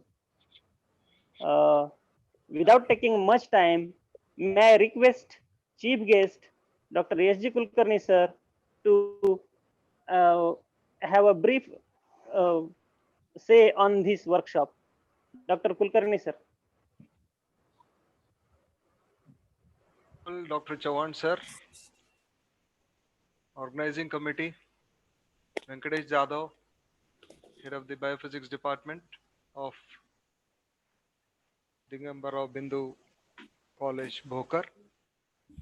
It is really a very pleasure of moment in participating on this forum, especially in this valediction function. Valediction is normally to take a complete review of what exactly has happened within last few hours as far as the topic of discussion is concerned. This particular workshop was arranged to discuss B.Sc second year syllabus of biophysics, and each of the resource persons elaborately highlighted some of the best features or best papers rather of this particular syllabus. I was very much satisfied by listening some of the suggestions which have come from the resource persons and also some of the members of organizing committee related with the content of the syllabus. Being the mentor of this particular syllabus or the carver of this syllabus, I feel the topics which we have added in the syllabus are not very much heavy for the B.Sc students, because even if the topics look bigger, the scope of the topic has been left limited, so that in the graduation level they will be able to learn some of the introductory aspects, and then as and when they will take up their PG course or doctoral courses, depending upon their interest, they can get into more depth of that knowledge in that particular field. Because this discipline, biophysics, is as such where near about all sciences are getting amalgamated. Unless and until you add a flavor of every science, or especially the tools and the angles of every science, this particular subject content is not fulfilled. And the committee ad hoc board in biophysics, while designing the syllabus, this view was kept in mind. But we also see to it that the content of the syllabus should be useful to those students or those learners who after graduation, if they cannot continue their studies in PG or doctoral level and they want to enter into some kind of employment, they should be in a position to get some kind of basic knowledge regarding the fields in which they are going to work. And that's the reason why enzymology was added with certain catalytic aspects of enzymes, especially industrially important catalytic aspects of enzymes and immobilization aspects. And some of the topics we have already seen are as such that if tomorrow, if they don't want to go for any job, if they want to go for their own build up, they should be in a position to do that. From this point of view, while designing the skill enhancement courses, we saw to it that even if the students coming to this particular biophysics are for both backgrounds, purely physical science backgrounds and biological science backgrounds, basic electronics and the instrumentation aspect were cleared in the skill enhancement courses. We already know that presently skill enhancement is the most important aspects of learning, because unless and until you have a unique skill as a human resource, people are not in a position to pick up. Even if you want to go and stand up in a market, or you want to go for any startup to earn your own, you become an entrepreneur and then you want to go for your own startup, you should have skills with you. And especially skill enhancement courses which we have added, they are with that particular angle, so that skills means in Marathi we call it as kaushalya.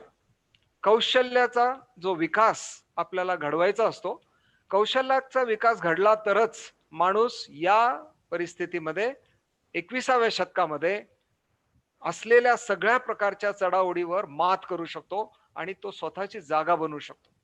And it is with this reason we have specially emphasized on skill enhancement courses, so that along with their routine curriculum core courses, they should get allied courses so that they'll be able to cater the needs of the society. Ultimately, what is the aim of all this training? What is the aim of all these degrees? To cater the need of the society. They have to understand the problem and they have to cater the solutions for that problem.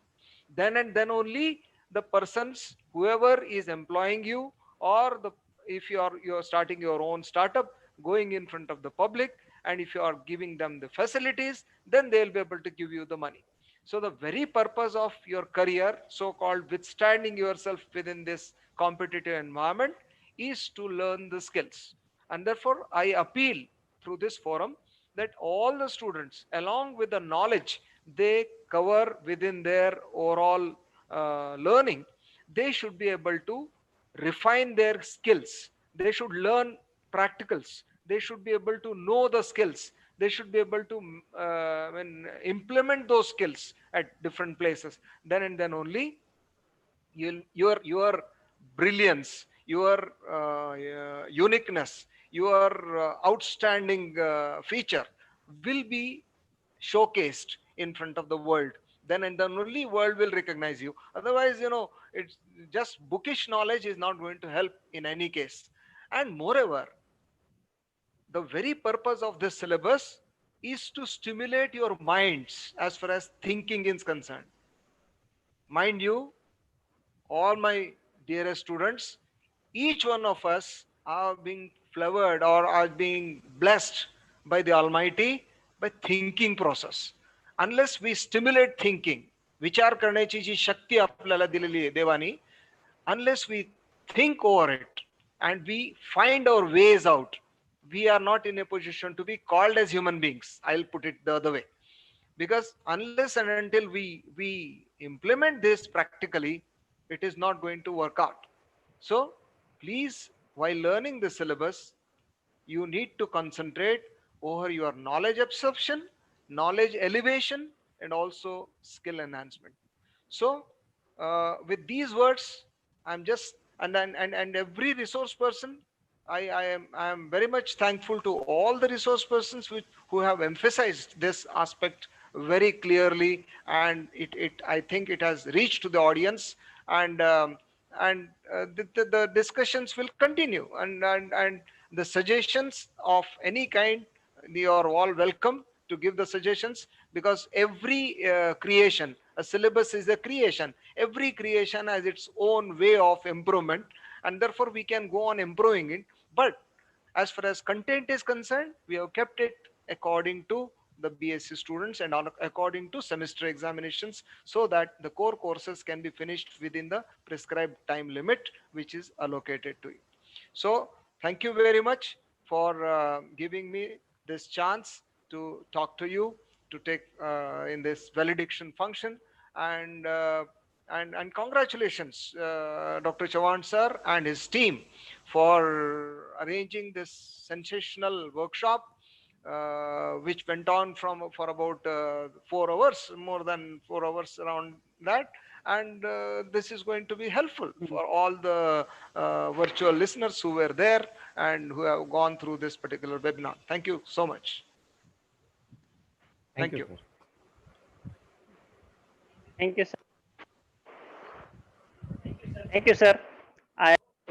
This revised syllabi will fill all the on the skill level, and with the permission of our principal, sir. Now I would like to request Venkatesh Jadhav, sir, the convener of this event, who has worked hard to organize this workshop on revised syllabi in collaboration with the university, and request him to cast the oath, brief the event. Sri Venkatesh Jadhav, sir, please. So thank you, Taki sir, for introducing me. First of all, I would like to welcome you all in this valedictory function or last session of this one-day workshop. So, President of this valedictory function, Dr. Punjab Chavan sir, Principal, Digamara Bindu College, Phokar. Then Chief Guest of valedictory function, Satish Kulkarni sir, Head and former BOS Chairman, Biophysics, SRTM University, Nanded. And our guest of honor, CN Khobragade sir, Professor, SRTM University, Nanded. And our next guest of honor, VN Wadekar madam, Assistant Professor, Department of Biophysics, GIS, Aurangabad. So here, first of all, I would like to say everyone a very special thanks to join us and discuss the very fruitful knowledge about a revised syllabus of B.Sc Biophysics, and apart from this, much more informative information to how we should implement this, or how we bridge a gap between syllabus and company and research and development. So thank you all the research person. So I take opportunity to thanks from renewed biophysics, that is inaugurator, Professor Pandit Vidyasagar sir. I feel heartfelt thanks to him. Then President Punjab Chavan sir, who has giving us a continuous inspiration to organize such programs and workshops. Then I also wholeheartedly thankful to LM Wagmare sir. Beside his schedule, busy schedule, he has given time and guide us. Then our consistent guidance we are seeking from S.G. Kulkarni sir, our chairman, former chairman, BOS Biophysics, and CN Khobragade sir, which is again making this syllabus very prominent and industry oriented to benefit of students' career and development in research, development of this individual student in research and development. So in technical session, first Kulkarni sir and Khobragade sir have very deeply explained the molecular enzymology and physiological biophysics to the basic, to the student level. How should they, and how should teacher should teach, or in what view they should teach the student these two papers.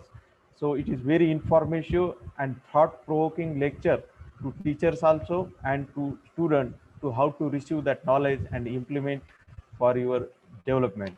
So thank you, resource person Kulkarni sir and CN Khobragade sir. They are always guiding officially and beyond officially to development of this subject.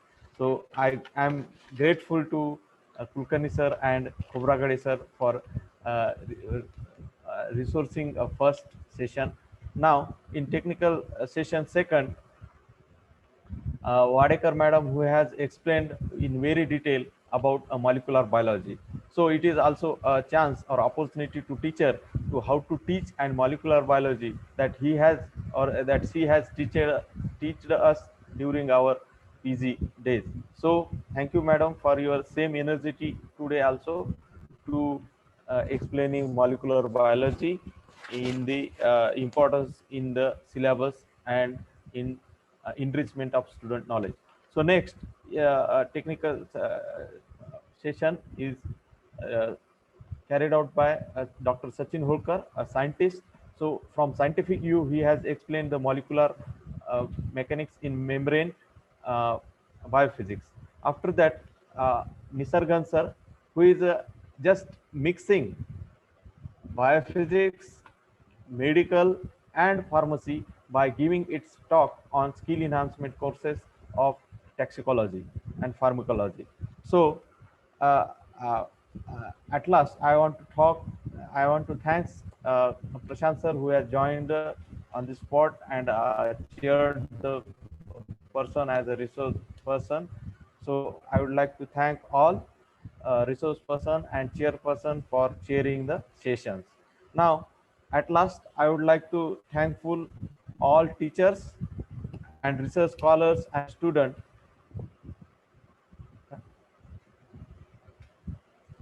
for joining over this online platform. I would like to thank joint organizer of this workshop, Dr. S.B. Chavan sir. Uh, uh, uh, then I would also like to thank anchor Prashant Take, Dr. Sachin Taude and Jayavardhan Balkhande for making cheerful sessions very enthusiastically. So I would also like to thank A.B. Chavan sir, AQUAC coordinator, for overall organization, and I would also take an opportunity to thank a very important person on this online platform, that is Dr. Nagesh Dole sir, who is a technical organizer for this session and all event. Now, at last, I would like to thank dear student for outcome based, or you are the outcome or root level recipient of this workshop. So thank you one and all for joining this workshop and guiding us by resource persons and chairpersons. So thank you everybody. So with the permission of President, Principal Punjab Chavan sir, I conclude this workshop. It ends here. So thank you very much. So, बोला बोला.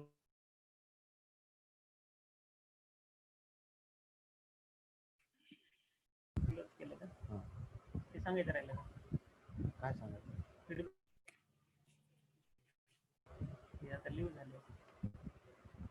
So there is a short announcement for every participant that they should fill the feedback form, and they will receive the certificate on their email respectively. So I request in the last to please give a feedback for this workshop. We will share the online